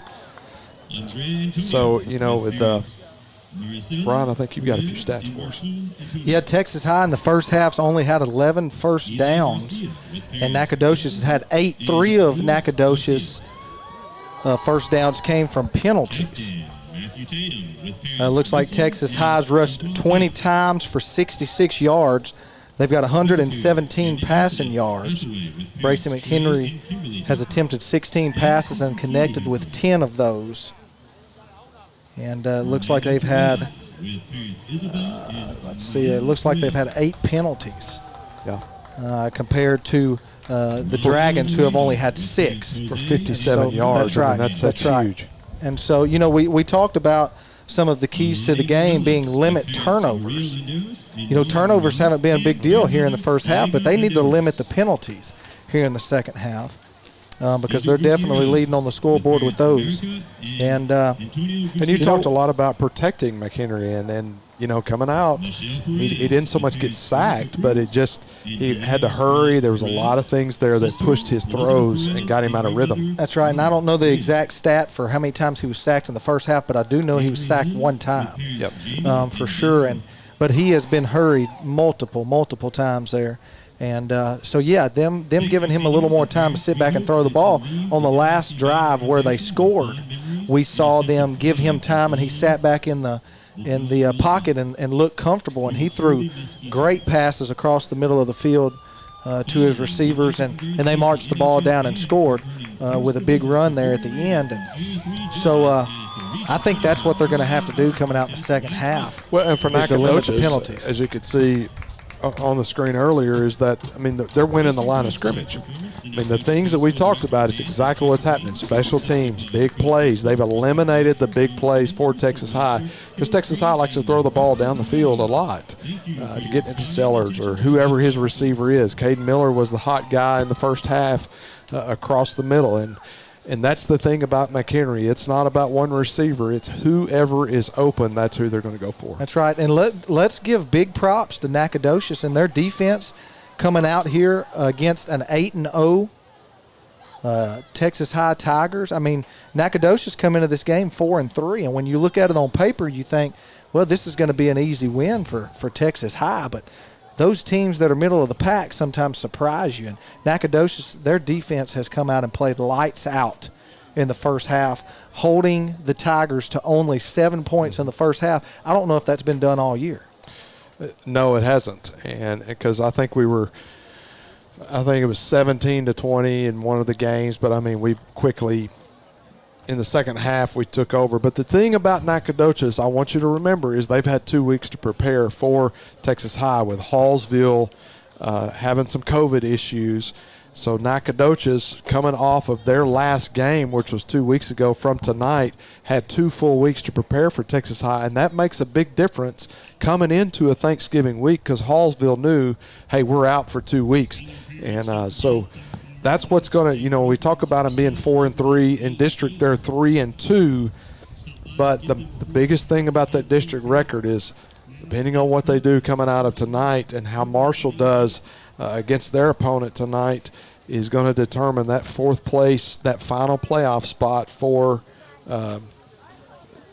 this district.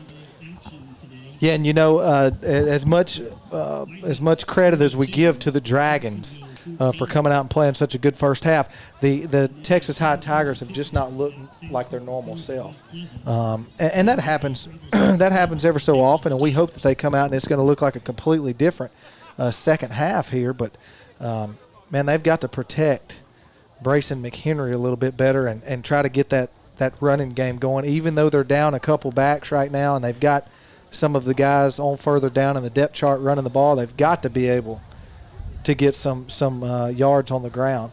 I think, what did we say? They had, let's see, we've got 117 yards, or is that our passing yards? 66. 183. We're going to get it somewhere. Yep. All right, 183 to 122. We've got 183 yards on the ground, which when you look at that stat, that's 183 yards of total offense. Okay, I'm sorry. Excuse me.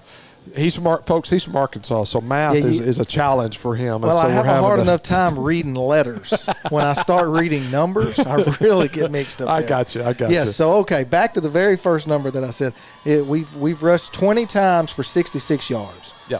And we've thrown for 117. And so usually those rushing yards look a lot different in the first half for Texas High. And like we said, there's a couple injuries and things like that. But the offensive line has not played as well as they have in past weeks. So we look for a big second half from them. And body language. That's for me, it's just from a personal standpoint. Body language does a lot in a football game. And I'm watching Texas High warm up even now and Nacogdoches come out. I mean, Nacogdoches is confident.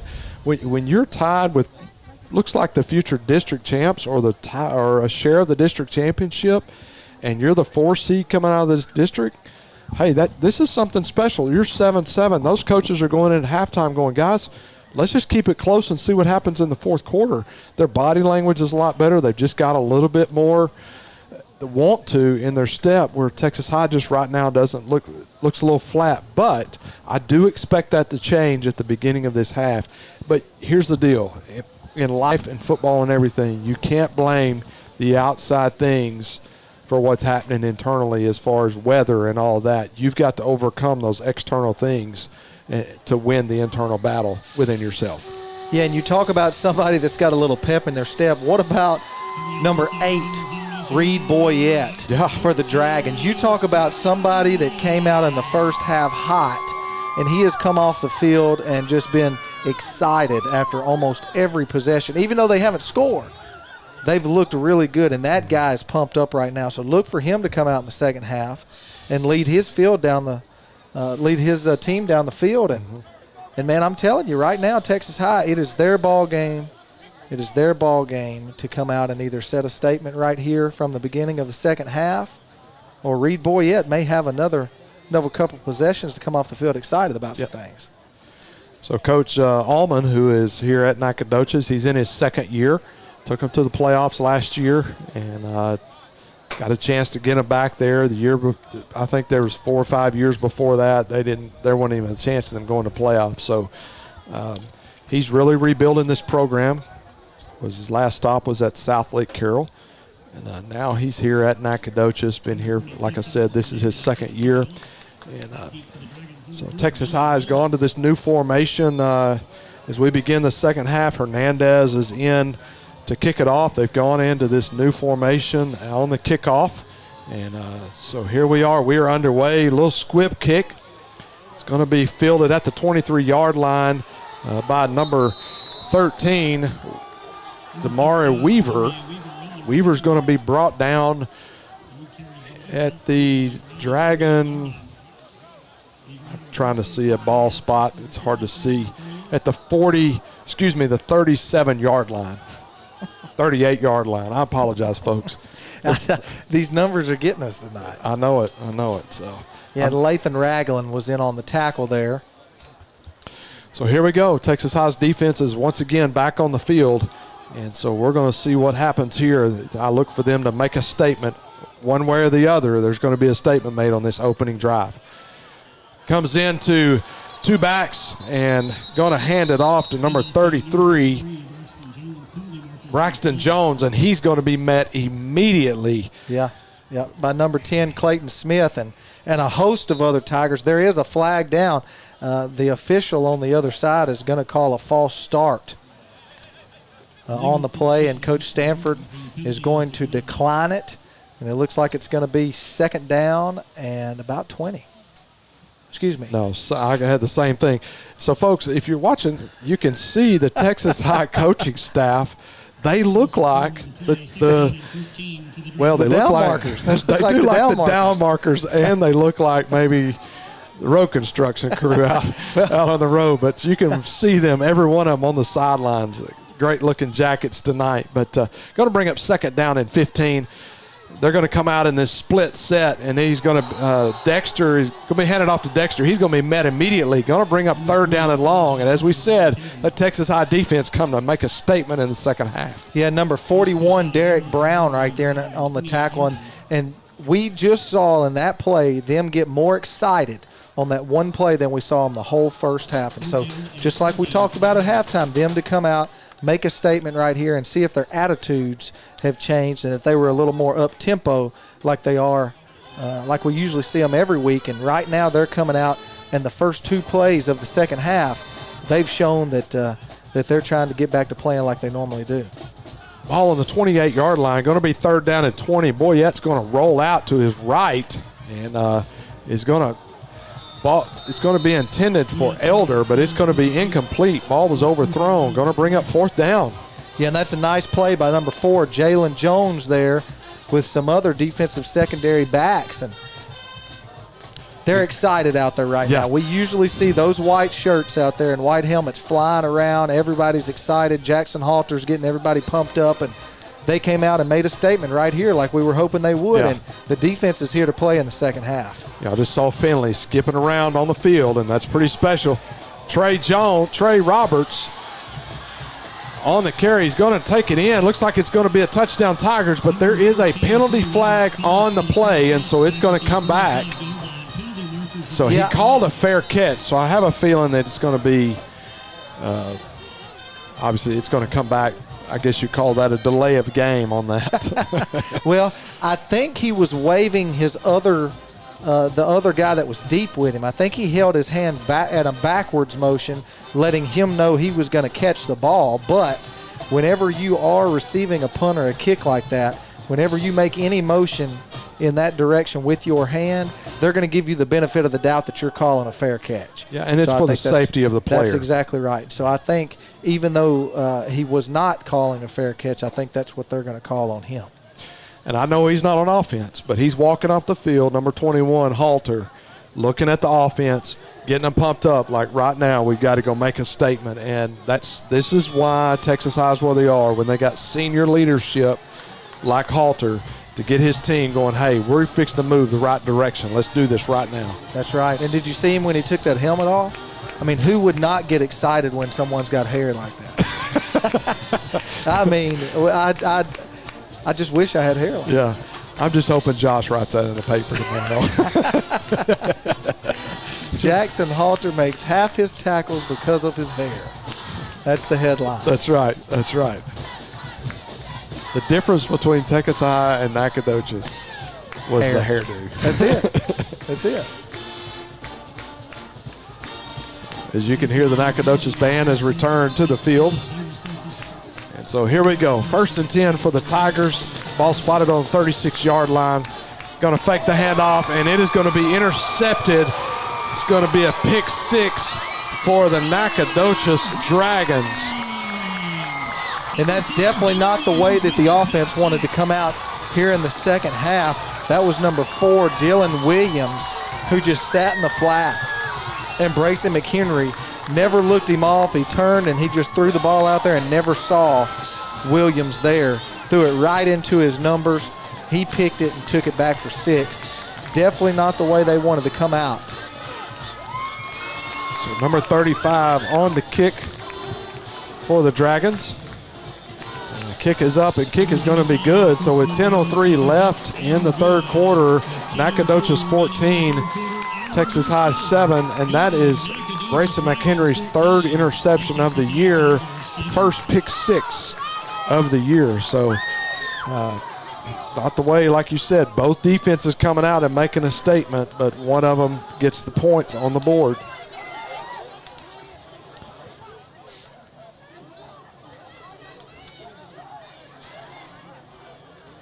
So here we go. You got to reset, and you got to figure some things out, and you got to find a way to win.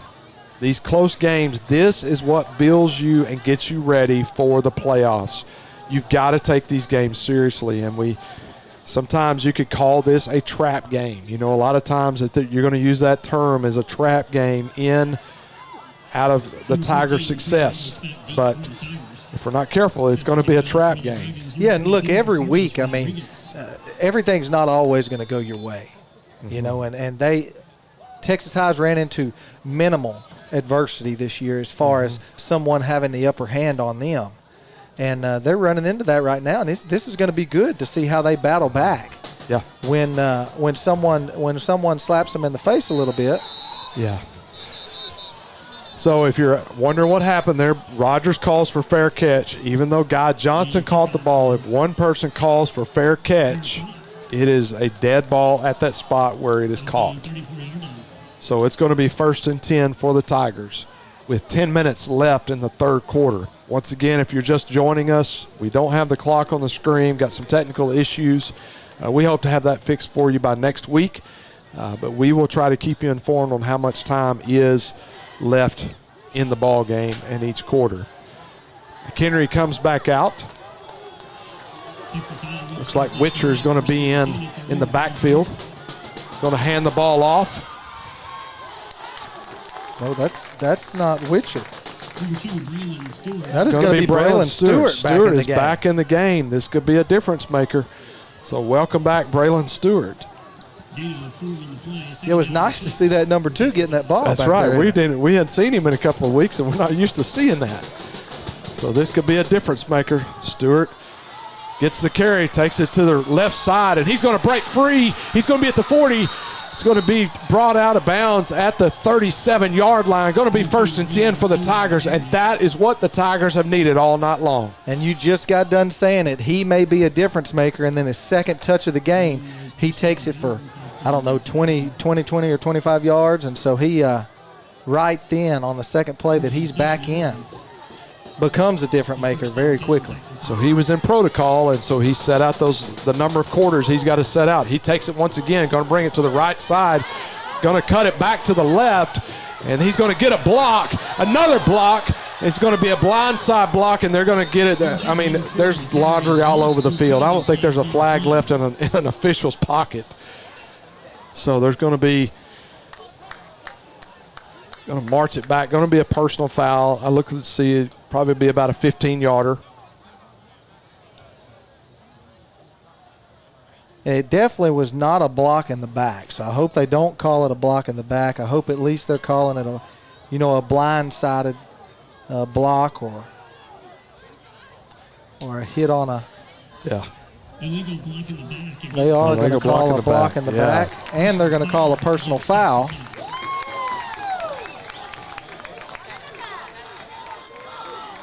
All I know is 73, DeMarcus Day stuck his shoulder out, and the guy didn't know what hit him.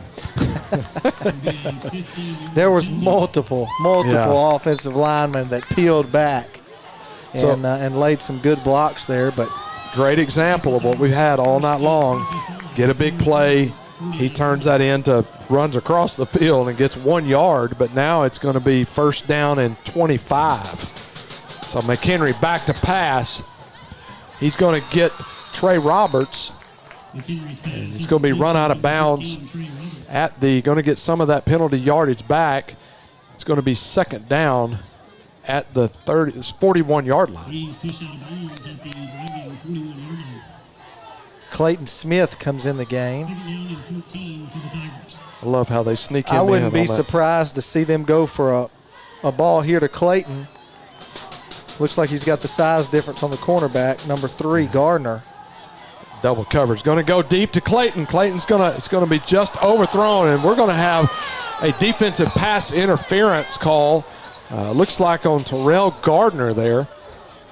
And yeah, we just got done saying it. You know, Terrell Gardner standing out there at 6 foot, and we've got Clayton Smith at 6'5". There's no doubt that Coach Stanford was thinking about the size difference there and just wanting to go to him. And they threw a ball, and Clayton Smith couldn't go up for it because of the defender on his back, and so they get the flag. And it's going to be a 15-yard penalty. Texas High is already up and created the line of scrimmage, waiting on the official to spot the ball. And so here we go, 1st and 10 for the Tigers. Got to wait on the chain crew on the other side to get spotted. Going to be 1st and 10 at the 36-yard line. Witcher's going to get the carry, it looks like. No, Stewart is in. And he's going to be stuffed. He'll bring up 2nd down and 11.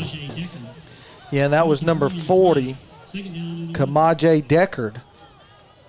He's a senior, one of their inside linebackers. He's made multiple plays tonight, and he comes flying through. Multiple defensive linemen in the backfield. And the Dragons of Nacogdoches just won that play. Yep. So Rogers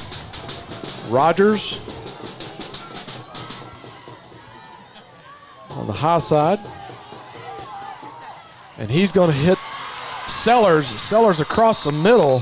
Runs a nice little inside route. It's going to bring up 1st and 10. 1st and goal for the Tigers at the 6-yard line. Call it the 7-yard line. Yeah, and Ryan Sellers just ran a slant route there and got inside of the cornerback and carried it across the middle of the field. And that was a good pass by Brayson McHenry to set up 1st down and goal for the Tigers.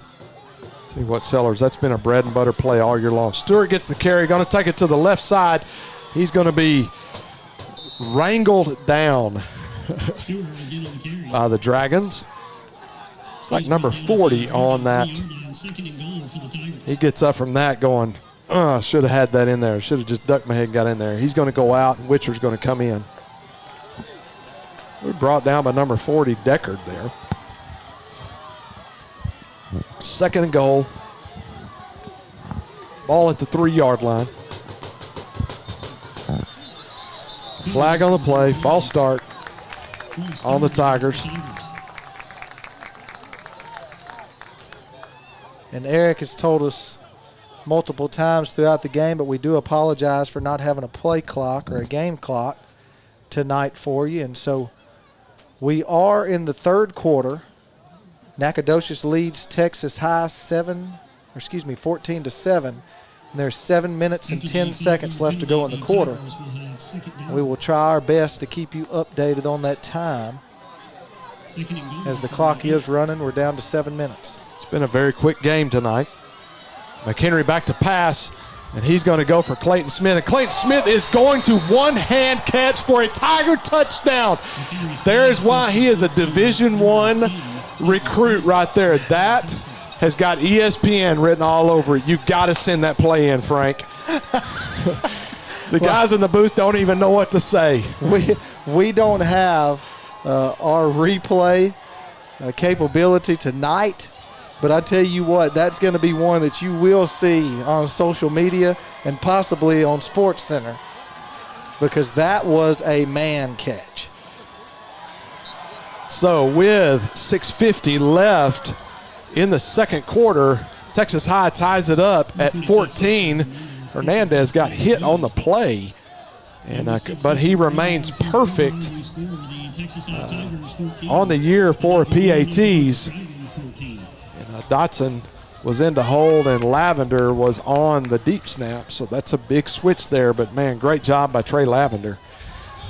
So, like I said, with 6:50 left in the third quarter, I will get it right here in a minute. In the 3rd quarter, Score is tied at 14. In other games around the area, we'll give you some scoring updates. Carthage is ahead 28-0. They're favored to win the Division 4A Division II state championship. Mount Vernon beat Mineola 12-7 to move on to the regional finals. As we stated earlier, Pleasant Grove falls to Caddo Mills 35-31. Once again, want to congratulate them on a phenomenal season. Gilmer beats Sunnyvale 31-14. And Longview beat McKinney North 55-10. And in district play, the White House 42, Jacksonville 14. Hernandez with a high kick. It's going to be fielded by Weaver. Weaver's going to be brought down. Looked like he was about to break that. The crowd was trying to get on their feet, but didn't quite get it out on that. Yeah, and he was brought down by number 45, Jaden Kelly, with the coverage down the field there for the Tigers. Our broadcast buddy over at for Jacksonville, he's watching tonight, and his words on Clayton Smith was, "Oh my gosh, Clayton Smith one-handed catch." Wow. Hey, I tell you, that reminds me of the great Paul Eels, and if he would have seen that catch, he would have said, "Oh my." Oh my. Paul Eels was one of the greatest callers in Arkansas history. What a catch. Boyette to Weaver, and Nacogdoches is wanting to go tempo here. Just gets him on the outside, just one-on-one on the outside. Yeah, and Raglan had good coverage on that play, but that was just a well-thrown ball there by Boyette. And here come the Dragons. So 1st and 10 for Nacogdoches. Ball spotted at the 41-yard line. Boyette hands it off to number 2. Pleasant's going to be brought down, but not before a gain of 11 yards. Going to obviously be enough for a first down. And he's finally brought down after that long run by number 41, Derek Brown. Derek Brown's having a great year this year. He's a junior. Be back next year, 6'4", 205. So I look for him to get quite a few offers up between now and next year. So 1st and 10 for the Dragons. Boyette back to pass. Got a man over the middle. It's going to be caught by number 3 by Gardner.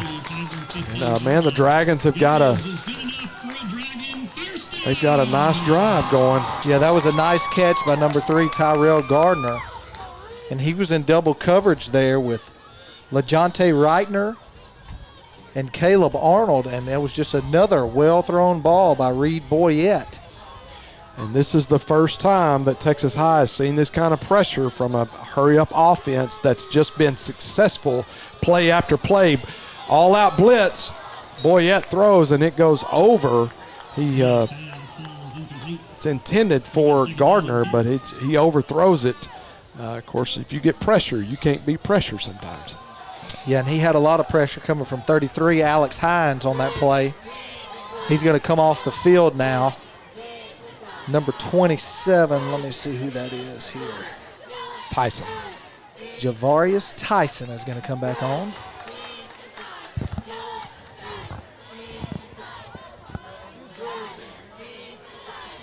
With 5:17 left to go in the third quarter, we are tied at 14.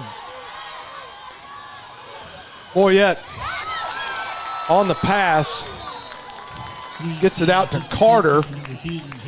Boyette is hit as he releases the football, but he's going to get it away to Carter for completion. Yeah, and LaJonte Reitner made a great tackle right there. He was over there by himself. That was actually a well-designed play. They brought a guy in motion, faked the little screen to the side the motion guy was coming to, and then he turned and threw it back to the opposite side. It was a nice little play. 3rd and 3. Texas High jumps a little bit, but it looks like we've got a false start on the Dragons. So I can hear the coaching staff 2 or 3 booths down from us, and they're not excited about that happening. Full start is the call against the Dragons. So as you can imagine. Well, the official, for the first time tonight, we're going to agree with him. The official's standing right there, so apparently the defensive guy, even though he was moving, he didn't get across the line, which he wasn't even close to the line of scrimmage. It was one of the linebackers that was moving, and, I mean, he's 2 or 3 yards off the line of scrimmage. And so brings up 3rd down and 8. Boyette rolls out to his right, chased by Clayton Smith, but going to be underthrown, and it's going to bring up 4th down and 7, or 4th down and 8 for the Dragons, and they're going to send in the field goal team. I think that's a smart move right here. Clayton Smith had Boyette running for his life there, and he just had to throw one to the end zone and hope someone came up with it. And if you're wondering about Clayton Smith's speed, he runs the anchor leg of the 4x400 for Texas High. So he can flat run. So field goal is up and field goal is good. So with 4:11 left in the 3rd quarter, Texas High down to the Dragons 17-14. How do you measure success? In points? In wins? Or trophies? At Shelter Insurance, we measure success in the quality of our products and services, in our community support, in being there when you need us most.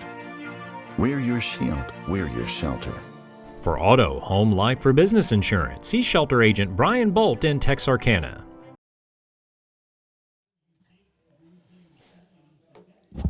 Welcome back to Dragon Stadium, where Nacogdoches Dragons leads Texas High 17-14 with 4:11 left in the 3rd quarter. And Brian, this is not what we expected tonight, but Texas High is in a dogfight tonight. Exactly, and you know what? The first half was pretty sloppy by both teams, but I'm really enjoying this second half so far. I mean, we've got some good football being played here. Number 24 on the kick, Rodriguez, and the ball's going to go out of bounds. The official throws the flag and hits Zane Dotson square in the shoulder pad. Zane just kind of looks at him like, what are you doing?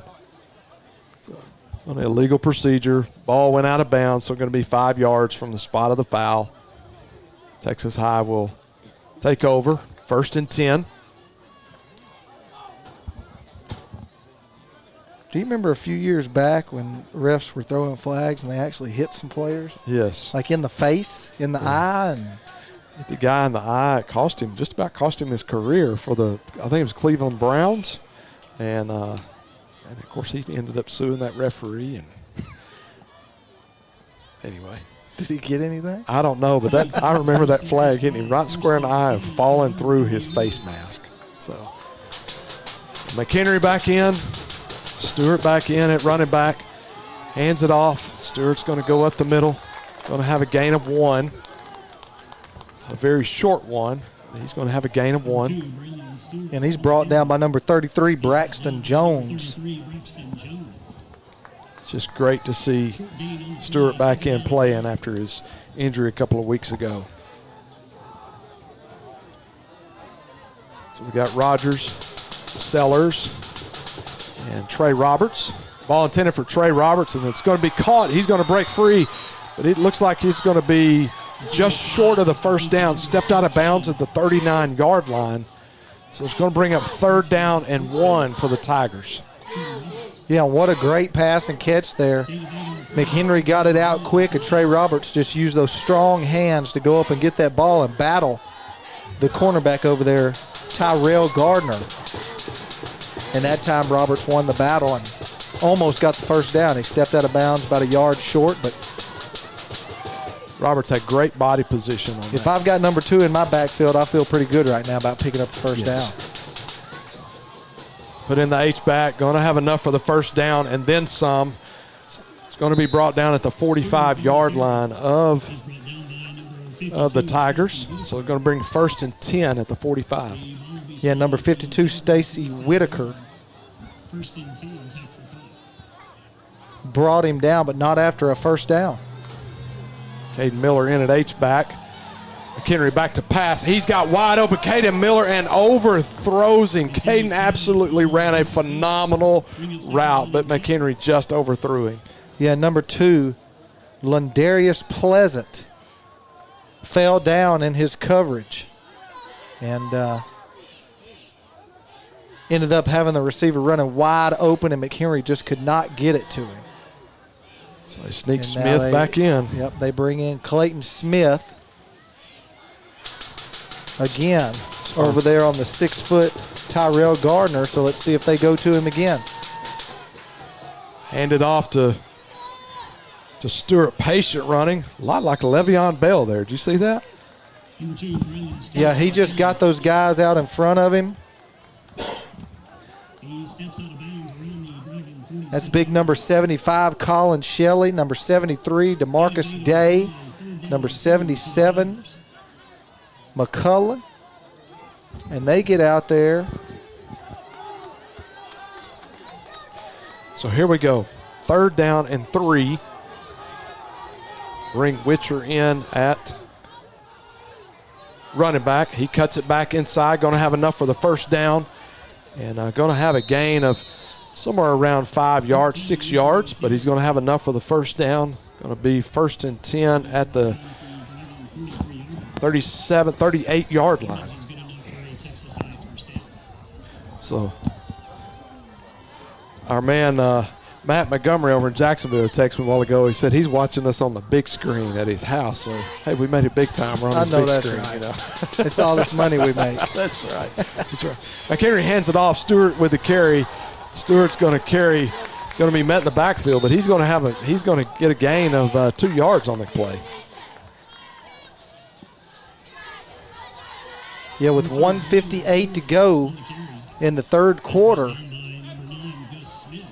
the Dragons of Nacogdoches are up 17-14 over your Texas High Tigers. The clock is continuing to run. Texas High's at the 40-yard line, driving the ball down the field. So there might have been movement on that, but got away with one there, so let them play a little bit. Kept Clayton Smith in at receiver. So Stewart on the carry, and he's going to have it out to the 34-yard line. Going to bring up 3rd down and 2. The clock is ticking down.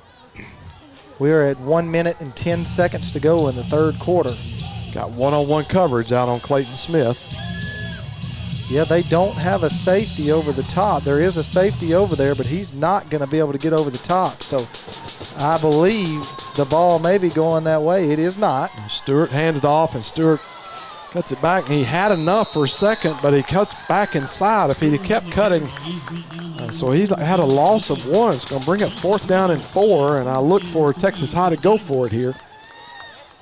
I saw Clayton Smith giving some hand signals to Brayson McHenry, and McHenry was looking at him, and I thought, well, they're supposed to take this ball and just throw it up to him. But with 28 seconds and counting, the fans here at Dragon Stadium are on their feet. So this is a big 4th down play for Texas High. So with the Dragons leading 17-14 with 15 seconds left, McHenry pulls it down. He's under pressure, and he's going to be brought down. And the Dragons are going to take the stand. And man, I'm telling you, the momentum is on the Dragons' side right now. Yeah, and that's exactly what they were going to do, was going to go to Clayton Smith over there. And at the last second, number 4, Dylan Williams, who is the strong safety, came over the top. And Brayson McHenry saw that he was double covered. And he pumped the ball once and was looking for someone else. But he couldn't find anybody before being sacked. Looks like Joe Carter and 58 Barnes are shaken up on the play, both of them, and so Carter plays both ways, so that might be a factor. Might keep an eye on that tonight, the rest of the night. There is 7 seconds left to go here in the 3rd quarter, so there will be one more play before we enter the 4th. Pleasant gets the carry, takes it right up the middle, right up the gut of the defense, but it's going to have a gain of 3 yards. And so with that brings us to the end of the third quarter with Nacogdoches Dragons leading the Tigers 17-14. We'll be back after these messages. Right now at all Greg Orr Auto Collection locations in Texarkana. Shop from your phone, online, or in person and make no payments up to 120 days with record low interest rates, drastic price reductions, and huge incentives on our vast and pristine selection. Plus, for sales or service, we will even pick up and deliver your vehicle to you. For all the money-saving details, please visit gregorauto.com. That's gregorauto.com.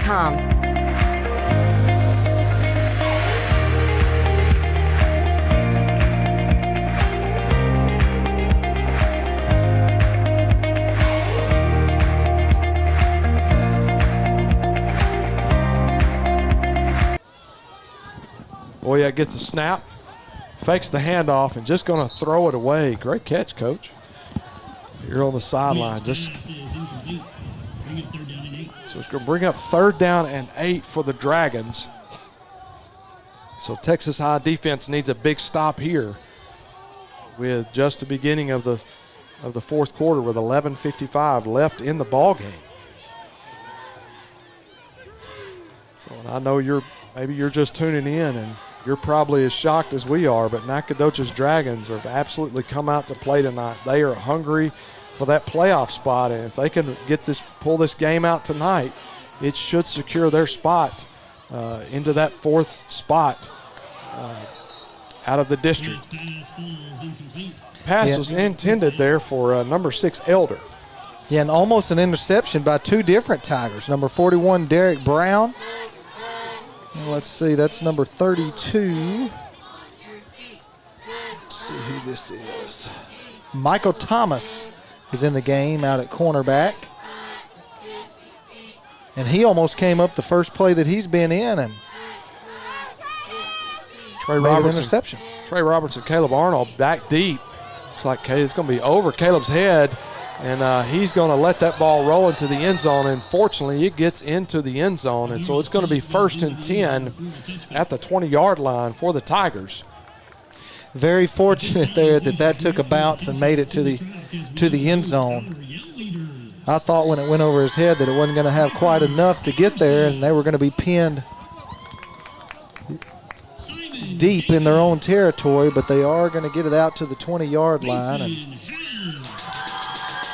we'll see the Texas High offense trot back onto the field and see if they can march it down with 11:39 left to go in the ball game. This is where you check your character, and it's a gut check, and you got to find out what you're made of in these kind of games. And so McHenry hands it off to Stewart. Stewart's going to run. He's going to cut it back to up the right side. He's going to have a gain of 4 yards, 5 yards. 2nd down and 5 at the 26-yard line. 4-yard gain on the play, 2nd down and 6 for the Tigers.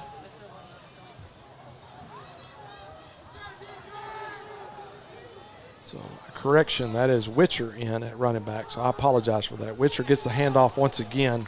Going to have a gain of 1. Going to bring up 3rd down and 4 on the play.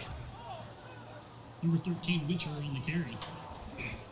So Trey Roberts, Sellers, and Rogers in at receiver. Miller in at H-back. He's going to go into more of a tight end position here. I would look for a pass over the middle to Miller. He's been open all night there. And so McHenry checks, and there's just nothing there. I mean, that defensive line is breaking through tonight, and so it throws it away, and so it's going to bring up punt situation for the Tigers. Yeah, number 32, Glenn Young, was putting pressure there on McHenry, and McHenry actually did have someone open about the 40-yard line, but he was moving backwards and doesn't have the arm strength to throw it while falling backwards and being chased. Sellers in the punt. Lavender on the deep snap. He gets a great punt. Fair catch on the play. It's going to be fair caught by number 5, Eddie Cross. So it's going to be 1st and 10 for the Dragons with 10:28 left in the football game. This is not what we expected. This is definitely not what we expected, but big props to the Dragon defense. They have played outstanding tonight. They have had McHenry on the run most of the night. He has not gotten settled in that pocket quite a bit. Boyette fakes the handoff, hits the quick slant across the middle to number 17, Isaac Jones. Yeah, and you know, as we watch Clayton Smith, we haven't called his name a lot tonight, but they're not even double teaming him. The tackles on this offensive line for Nacogdoches have done a good job containing him tonight and pretty much keeping him off of the quarterback. And if we're not calling his name a lot, then that defense usually is not being as effective as normal. And we haven't called his name very much at all. Yep. So Boyette back to pass, wants to go deep, and he's got a man. And it's caught by number 13, Weaver. Nacogdoches has got confidence right now, believing that they can win this football game. And you talking about confidence, there's nobody out there with more confidence than that guy wearing number 8, Reed Boyette. We talked about it at halftime, how he's been pumped up the whole game. And just like that right there, he is getting built up, and he is pumped up right now. That's the deal with that quarterback position. You get confidence, and it can change the football game. Boyette low snap, and he's going to be met immediately in the backfield by several Tigers, and they weren't having none of that. Yeah, and that was a bad snap there by his center, and he just picked the ball up, and the offensive line didn't even seem to block anybody on that one. They just kind of stood up, and so not sure what the miscommunication was there, but they're going to look at 2nd and about 15 now. Looking at the referee's shirt, looks like it's getting a little windy out there, so wind's picked up just a little bit. It brings up 2nd down and 15. Boyette back to pass. He's got a man once again, and he's going to just be out of the reach of Page. Yeah, Kevin Page, and he had 2 steps on the defensive back of Texas High, but just out of reach. Yeah, and that's Michael Thomas still in over here at cornerback, and it doesn't matter who they're putting in at cornerback right now. These receivers are getting a step on them, and they're giving them a little bit too much cushion down that sideline. And Reed Boyette, you give him a little cushion, and he's gonna get that ball in there.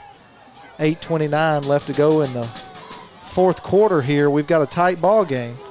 17-14, Nacogdoches leads. Boyette back to pass once again, and ball is intended for Carter, but it's going to be out of reach, going to overthrow there, and I believe the pressure of that defensive line is what caused that incompletion. 4th down and 14, and it looks like they may be going for it.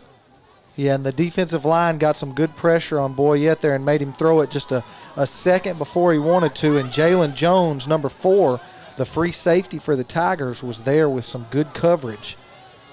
And so all of that came together well, and we're looking at 4th down with 8:23 left to go here in the ball game.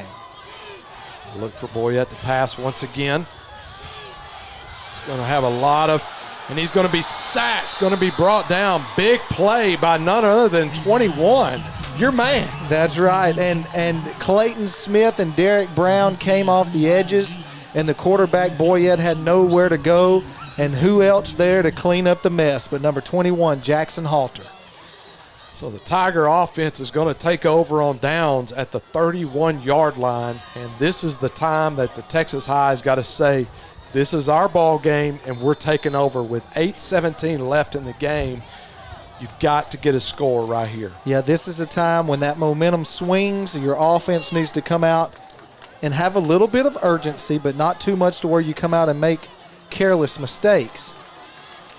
But they need to drive the ball down the field here. Playmakers have got to play. McHenry back to pass. He's got Sellers wide open, and Sellers makes a great catch creates separation, and looks like Sellers is down on the ground, but it is going to be 1st and 10 for the Tigers at the 24-yard line. I think Sellers might have fell on the ball there is what it looked like. He got up, and he's going to have to come off the field. So, and referee called him and told him he had to get off, so they're going to send Clayton Smith into his spot. I think that's a pretty good you know, a lot of times you don't want your starter coming off the field, but when you have someone like number 10 that can step in. Man, that was a beautiful throw by McHenry and hauled it in. Witcher gets the carry. Witcher breaks it out. He's going to have a gain of 12 yards, going to bring up 1st and 10 at the 11-yard line for the Tigers, and here it is. This is what they needed. And you talk about coming out with some confidence. The first play out from a big 4th down stand, and Coach Stanford says, hey, go for it. And sometimes you just got to throw that ball up and let your athletes be athletes. Sellers back in. I'm going to tell you, there was a battle there for that ball, and he broke free from that guy. That was great defensive back against a great athlete. And so Nacogdoches is going to call a timeout. Yeah, they need a second to get a little breather and try to get their guys. They're trying to get them pulled back together. in. Yeah, no doubt. With 7:43 left in the ball game, the ball is going to be on the 11-yard line. Nacogdoches is leading 17-14. Texas High still has all 3 of their timeouts, and you know, this is when high school football gets fun. Yeah. You know, we love seeing Texas High win in the previous weeks by big margins. But, you know, it's fun every now and then to see a tight ball game. Now, has it been a pretty ball game? No, absolutely not. But is this 4th quarter turned in to be a pretty good quarter here? It sure has. I mean, and we're hoping here that they can punch it in, and then we got to play 7 more minutes. So 7:43 left in the ball game. Texas High down 17-14. McHenry back, 1st and 10 at the 11-yard line. Back to pass, and there was just looks like Sellers just ran the wrong route, or McHenry threw it the wrong direction. He looking for the corner of the end zone, and Sellers cut it back inside. Excuse me, that's not Sellers, is it? It's hard to see from up here. Yes, that is Sellers. I believe it is. Yes. So you got Trey Roberts, Rogers, and Sellers in at receiver. Witcher in the backfield. Caden Miller in at tight end, H-back. Sometimes, right now, he's playing the tight end position. Sellers comes in motion. Fake the jet sweep. Give it the look. Witcher with a great move. Touchdown, Tigers. What a play. And the fans over here on the Dragon sideline and in the stands were on their feet until that play, and now Texas High's fans have come alive. And that sideline looks totally different now as Hernandez comes in for the point after. There's 7:20 left in the ball game, and the clock continues to run. Apparently the clock operator's just walked out. So he's walked off the job. He gave up. So well, you know, that's a good thing for Texas High, so they're probably not going to say anything about it. That's right. That's right. But so with about 7:20 left in the ball game, Texas High 21, Nacogdoches 17. What a game we've got going on. Yeah, and that drive right there, look at this. 4 plays, 69 yards. That right there. And I believe they took about a minute and a half off the scoreboard as far as the drive. I don't think it was very much if it was more than that. But, man, Texas High, when that offense is clicking on all cylinders, they can go, go, go. And they go fast. That's exactly right. And that's the deal. They want tempo, keep your defense on their heels, don't give you a chance to catch your breath. And that's how they operate. And if they can do that, and then it gives a momentum. When you have a defense like this, just score. And I think this defense is fixing to come out and play. They're fixing to take over the ball. Well, and I've got to give a plug to my boy Jackson Halter one more time. He comes out and makes a huge play.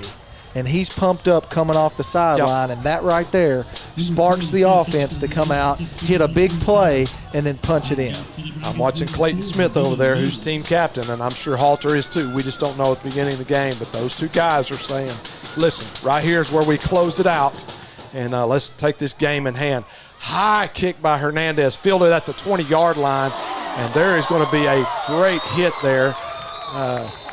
Great block by number 5 on the play, Eddie Cross, and it was perfectly legal. Yeah, number 33, Alex Hines, The Dragons will start this possession first. was on the other end of that big block, but he hops up. He's a tough young man. He trots off the field, and he'll be back in here in just a couple plays. That's why he's a linebacker. That's right. So here we go, 1st and 10 at the 30-yard line for the Dragons with 7:20 left in the ball game. Texas High leads 21-17. Boyette in at quarterback. Pleasant in the backfield, fakes the handoff, hits the tunnel screen. Finley misses the tackle, but comes back and finishes off the tackle. And so going to have a gain of about 5 yards, bring up 2nd down and 5. Yeah, and that's something we don't see Finley or a lot of the other guys doing. And they do fly to the ball very well. They're very fast, but they're also very efficient tacklers. And we usually see them when they do fly to make a play like that, and they usually make the tackle. So with 6:50 left to go in the game, we're looking at 2nd down and 5. 2nd and 5. Boyette back to pass. Looks to this side. He's got a lot of pressure there by Derek Brown. And made the ball sail. Looks like that was intended for, looks like number 10 on that. Yeah, and speaking of Derek Brown, you know, a couple weeks ago on the halftime show, you know, I was bargaining for him to try to get him a college scholarship. He's just a junior, but this guy is somebody to watch. Yeah. That guy is special, and I won't stop until someone offers him a scholarship. Texas High crowd, those that have traveled the distance to Nacogdoches, are on their feet on the opposite sidelines. And this Texas High defense is fired up. And so we've got a timeout on the field. Nacogdoches takes a timeout, their second one of the half. 6:40 left in the ball game. Texas High 21, Nacogdoches 17. You're watching Tiger football on Texarkana Game Day. A strong work ethic. Takes pride in a job well done. This is the kind of person you need. Express Employment Professionals can help because we understand what it takes to hire good people. It takes real people, real interviews. We find good people, matching the right skills for the right jobs. Express knows jobs. Get to know Express. Go to expresspros.com to find a location near you. 6:40 left in the ball game. Texas High leads 21-17. Defense 3rd down and 5, trying to get the crowd on the opposite side into it. Yep. Texas High's got a great showing here tonight from their fans. And so that defense has woke up. And so Nacogdoches is going to have enough for the 1st down. Pleasant on the carry. It looks like he might be shaken up a little bit. He gets up gimpy just a little bit, but yeah, and that's going to be enough for a 1st down. And both sidelines and stands are fired up right now. The fans are really getting into it with 6:28 and counting left here in the ball game. Looks like Pleasant just had a cramp on that, so they send in Glenn Young in at tailback. So they haven't gone to that multiple formation. Going to have a false start on the Dragons. Going to back them up. And, it's like Clayton Smith is grabbing Jalen Green. I think Jalen's maybe having a conversation, inviting them over for giving them their Christmas list or something. I don't know what he's doing down there, but they're fired up. So when you get in these close games, you've got to be smart. You've got to stay within yourself. Sometimes this is where your emotions can get to you, but you've got to stay smart here and keep your teammates in check. Yeah, there's a difference in making effort penalties and making stupid penalties. Yes. And so you just got to make sure that you're not making those stupid penalties in a critical time like right now. It looks like there might be a delay of game.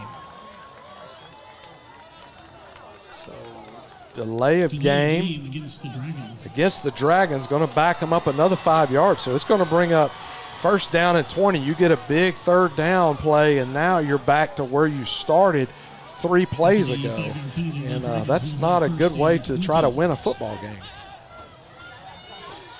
With 5:40 left to go here in the final period of the ball game, the clock is running. And the ball is moved all the way back to the 31-yard line, and they will have to get. Yep. So you can hear all the way across here. You probably can hear it on your TV. That Texas High crowd's yelling defense. Boyette back to pass, goes deep. Caleb Arnold there. Intercepted by Caleb Arnold. The ball is going to be spotted 1st and 10 for Texas High at the 37-yard line. What a defensive play by the Tigers. That's exactly what they needed to try to close this ball game out. Well, and I just want to say here, and I hope that he's watching and listening, to Mr. Game Day Morgan Smith. That guy is named Stonehands, and he just comes up with the biggest play of the game so far tonight. Caleb Arnold goes up and high points that ball, and we can call him Stonehands or hands like a snake or whatever we want to, but he's got the best hands of the game so far tonight. And that ball it stayed in the air too long, so he was like a center fielder just waiting. And like you said, he high pointed the ball. McHenry back in, Witcher back in the backfield. Witcher cuts it. Witcher cuts outside. Man, what a play. They're going to get us on a hold call, it looks like. So it's going to stop the clock. Man, Witcher made a great run, a great cut right there. Look, I've got 2 things I want to correct myself on. First off, I said earlier that I'm not one to be very critical on officials, but tonight it may change. That right there was not a very good call. The second thing I'd like to correct myself on is I just said that Caleb Arnold had the best hands in the game tonight. Yes, he has had the best 2 hands, but Clayton Smith had the best 1 hand, maybe of all year. So I just want to set that record straight out there. So with 5:08 left in the ball game, Texas High 1st and 13. Hands it off to Witcher. Witcher's going to take it to the right side. He's going to move blockers out of his way, and he's going to get it out to the 41-yard line. Going to bring up 2nd down. Yeah, and that's one thing Witcher's got to do is be a little more patient and let those big guys, yes, he can outrun them all day, but he's got to let them get out in front of him and take up some of those defenders so that he can get more yards. Right there, you've seen him, someone that doesn't get as many carries as what the other backs have, outrun his blockers and cuts a 5-yard gain. You know, he could have had 6 or 7, maybe more. McHenry back to pass. He's going to hit Sellers. And, it's going to have enough for a 1st down. Going to be 1st and 10 at the Dragon 49-yard line with 4:28 left in the ballgame. And you talk about clicking on all cylinders right now. Brayson McHenry took a 3-step drop. He threw that ball, and that ball was halfway to Ryan Sellers before Sellers even came out of his break. That's exactly how they practice it every single day and exactly how they want to execute it on Friday night. And that was the deal with McHenry early in the game. He was just unsure where to throw the ball, just made some mistakes.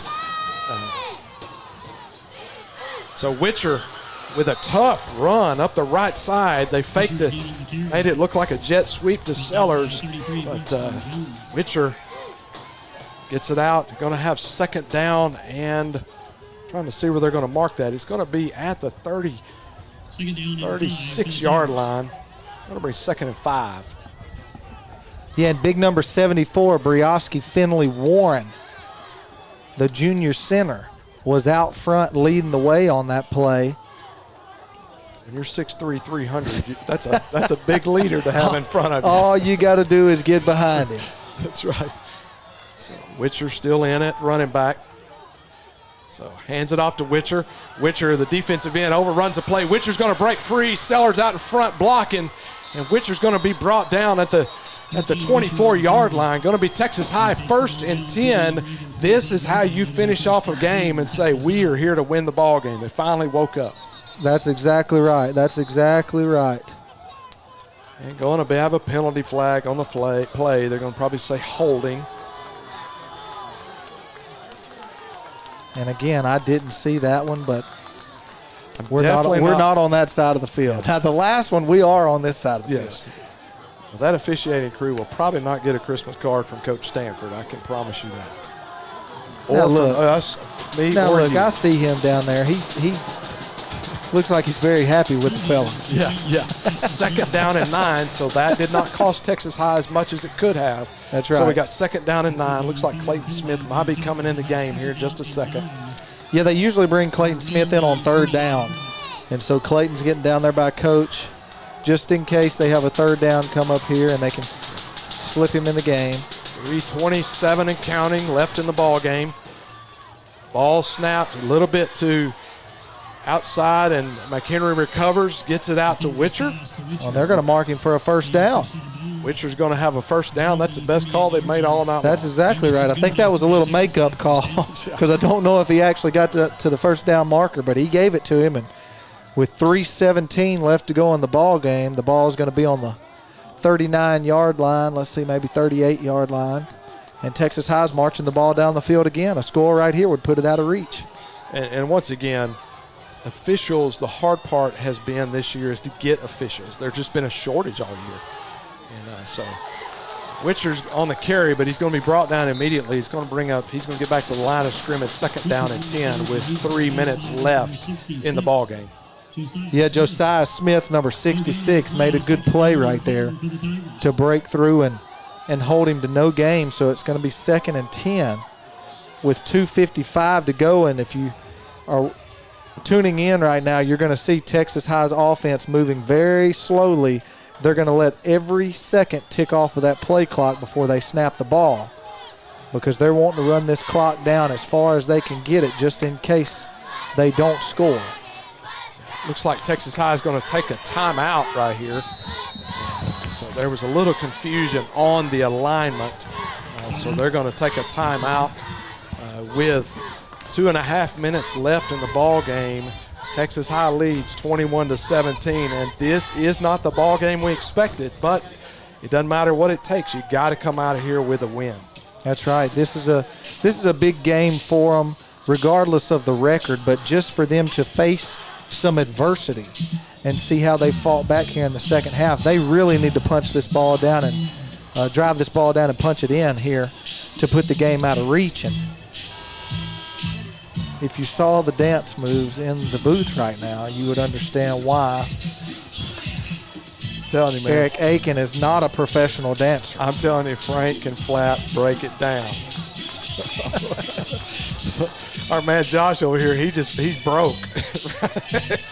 So, we appreciate him joining us in the booth tonight, whether it was by choice or not. He's enjoyed being with us tonight. We thank him because he's fed us some stats and helped us out tonight. So we really appreciate those guys. Make sure you read his article in the paper tomorrow about this game, and does a great job as a writer. And how many years have you been doing it, did you say? 17 years, so he's got a lot of experience. We really appreciate what he does for the Texarkana area. Ryan Sellers on the jet sweep, and he's just going to be run out of bounds and is going to hurdle the bench and stop right there, do a few autographs over there for the fans, and then he's going to get back into the field of play. Third down and 10 with 2:26 left in the ball game.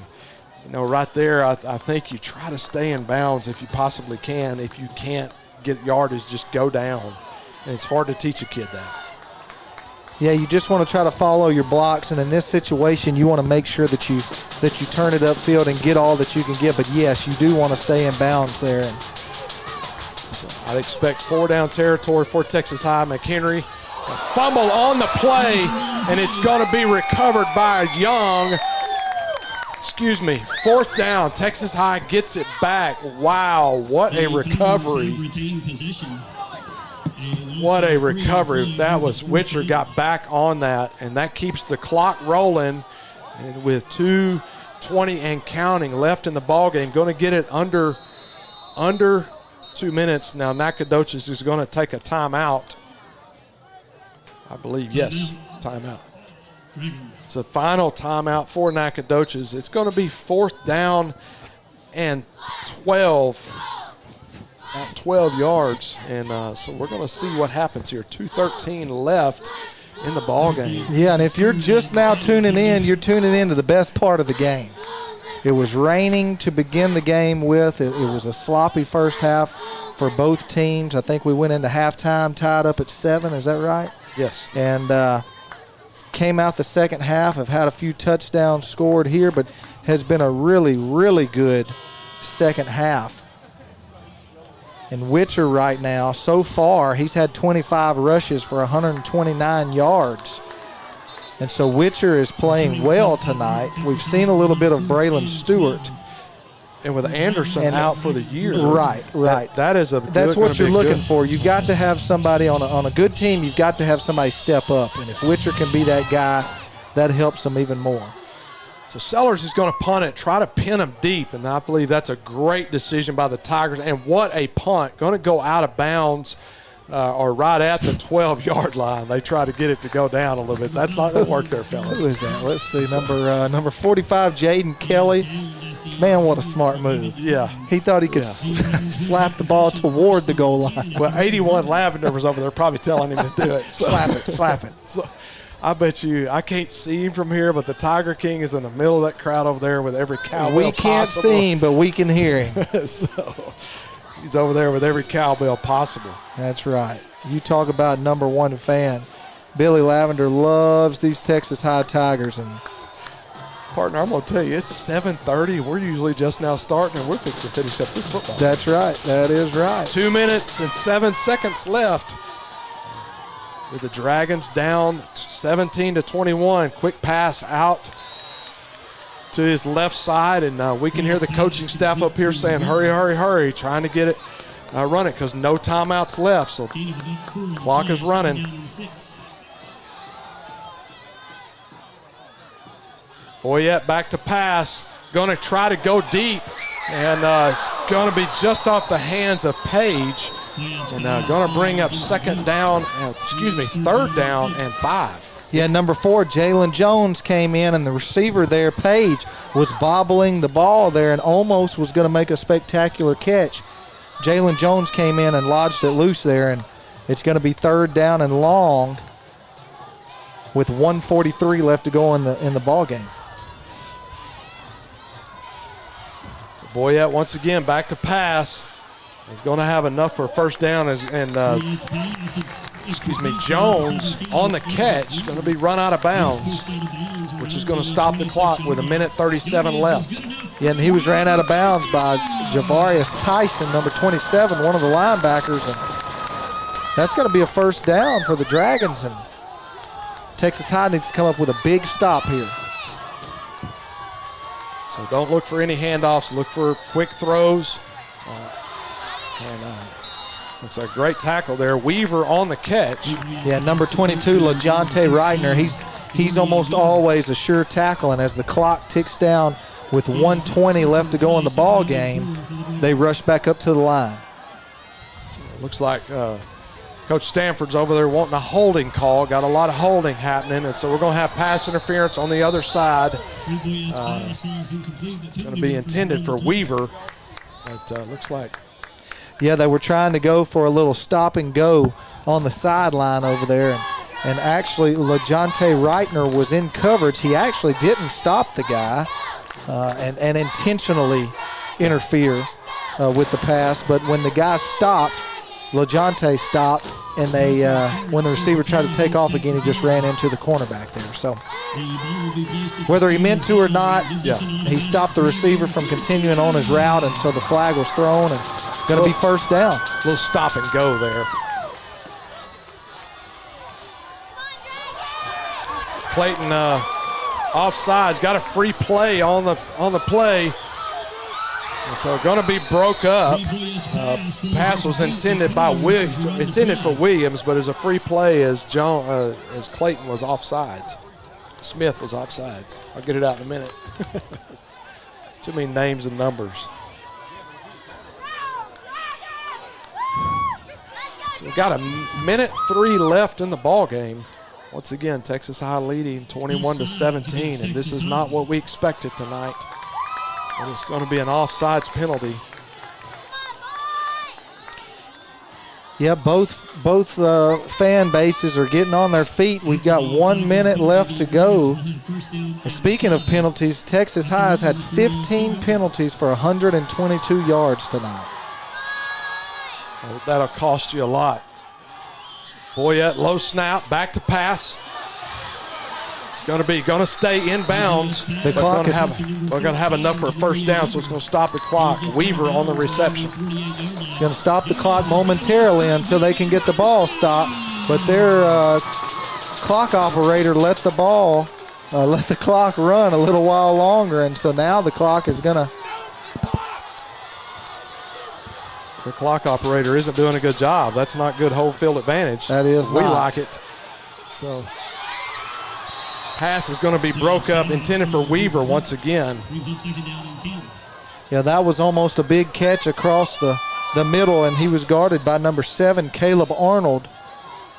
Almost a big catch down to about the 35, but it was bobbled and dropped, and so it's going to bring up second down. But the biggest thing was it stopped the clock with 38 seconds to go. This is why we got into this, for games like this. Boyette back to pass, pump fakes, pressure from Clayton Smith. Going to be a little bit high, going to be incomplete. Pass is intended for Isaac Jones. Yeah, and this time they tried to run the out and up, and when he ran the out, LaJonte Reitner just ran him to the sideline, didn't give him the option to turn upfield. A great play by that young man, number 22, the senior cornerback over there, who drew the penalty flag a minute ago, but he said, not this time. 3rd down and 10. Boyette back to pass. And, almost intercepted by Reitner right there. Yep, and after making a couple big plays, he almost made another one right there that would have sealed the game, but the ball just a little underthrown, and it got to the turf before he could get his hand under it. But if you are watching right now, there is 30 seconds left to go in the game. The clock is stopped on the incomplete pass. 4th and 10, no timeouts for the Dragons. So this is for the ball game to either extend it for the Nacogdoches or to put it away for the Tigers. And everyone here on both sides are on their feet. And there's your play of the game. Boyette back to pass. A lot of pressure. And it's going to be too high, and that is going to be Nacogdoches is going to turn it over on downs, and the greatest formation in football is about to happen for Texas High, and that is the victory formation. And I've got to say, this is not a game we expected tonight. That's exactly right. Well, it was not pretty, to say the least, but Texas High, as long as they can get one snap off, they're going to win the game tonight, 21-17 over Nacogdoches. Now, unless something crazy happens here, but the Tigers are going to move to 9-0 on the season. They'll move to 9-0, and they'll be back at home. We'll talk about that here in just a little bit. But I will say this is going to be a lot of film that the coaches are going to break down, and it's going to be some teaching moments next week from this film. Hey, we're going to take a quick break, and we'll come back and wrap things up here at Dragon Field, where the Texas High Tigers have defeated the Dragons 21-17. Beautiful, isn't it? Beautiful, handcrafted stone is our passion, and we ensure our customers receive the quality they deserve. We stand by our word, we stand by our products, services, and work that we do. Our team of experienced craftsmen and product experts have been perfecting their craft of fabricating and installing stone since 1998. Visit the Design Center at Red River Lumber to see the many beautiful stone options available for your next project. We're back here at Dragon Field, where the Texas High Tigers have defeated Nacogdoches 21-17. And Brian, I got to say, this is a lot closer game than we expected tonight. Yeah, this absolutely was not what we expected to come out and see tonight, but the end result was exactly what everyone here wanted, at least on our side. Yeah. And Texas High does come away with the victory and move to 9-0. Still perfect on the season, and that was the end goal, but it was not pretty. Like we talked about, there's a lot of things that they will go in and work on, but, you know, sometimes you just have games like that because this is not This is not the normal Texas High that we see week in and week out. And it's not the typical week either with Thanksgiving this week. Makes a big difference. Yeah, and the rain and all kinds of things are going into, the game that we saw tonight. But some good things, we saw them come back out in the second half and play a lot better than they did the first half. That's always a good thing. And then we saw them come out here in the fourth quarter, even more than the third, and play lights out and hold them here on the second drive or the last drive, and came up with the victory. And now they're over waving the Texas flags, and we like to see that every Friday night. Yeah. So I want to say this too, that for Nacogdoches, number one, great ball game, phenomenal ball game, both sides of the ball, offense and defense. And of course, it's senior night tonight for these guys, so it's kind of rough for them. But their last home game, they were hoping to get that. But they go into next week with Marshall. I don't know that Hallsville's even playing this week. I believe that I think their season might be over from the COVID situation. I'm not for sure on that. So Marshall should get a win tonight. Nacogdoches goes in, and so they're going to be tied. And so it'll be for that fourth spot out of this district to get into the playoffs for Nacogdoches. But for Texas High next week, we will close it out with White House at home.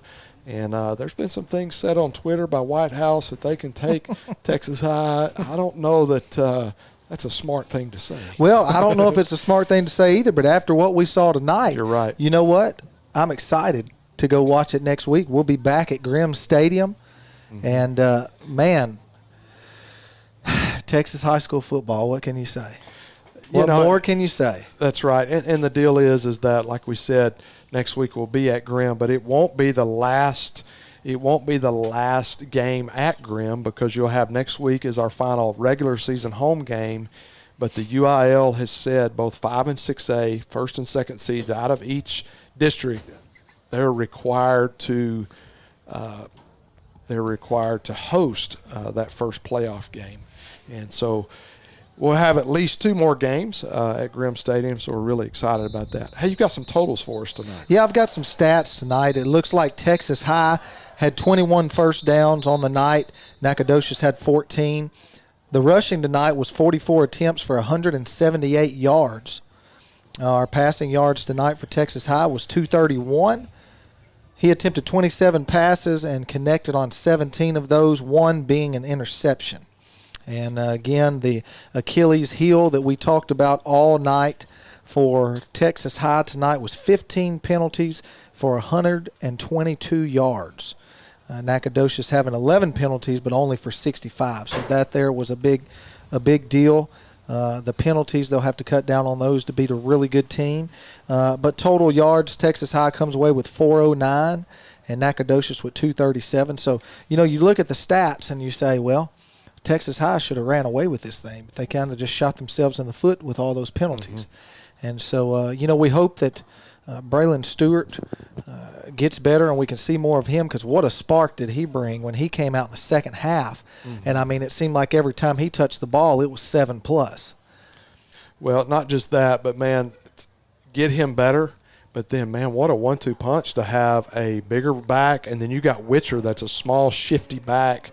And then Grissom's not bad either. I'm telling you, those two, and you get just a little – you don't know what's coming at you that night, and so it just puts more on film for the playoffs.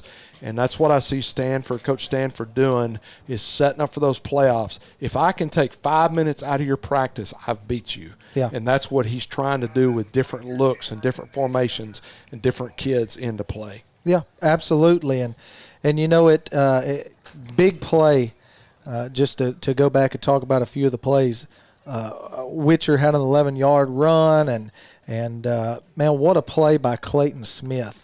That one-handed catch where he went up, and it wasn't even kind of a just accidentally catch it with one hand. He went up and palmed it out in front of him and just made a heck of a catch. And, we've said this earlier games, oh, man, that's the catch of the year. That's the catch of the year. That's the catch of the year. Well, you know what? That right there may be the catch of the year. Yes. But the good thing is we keep seeing more and more and more of them. And Texas High is impressive and fun to watch, and so it was a little sloppy tonight, but they come away with the win, and we'll see you next week at Grimm Park. Yeah, so once again, Texas High pulls it out tonight, 21-17, and so with Eric Aiken and Brian Bolt, that's going to do it for us here at Dragon Stadium. We will see you next week at Tiger Stadium at Grimm Park. Game time 7:30, final regular season home game. We look forward to seeing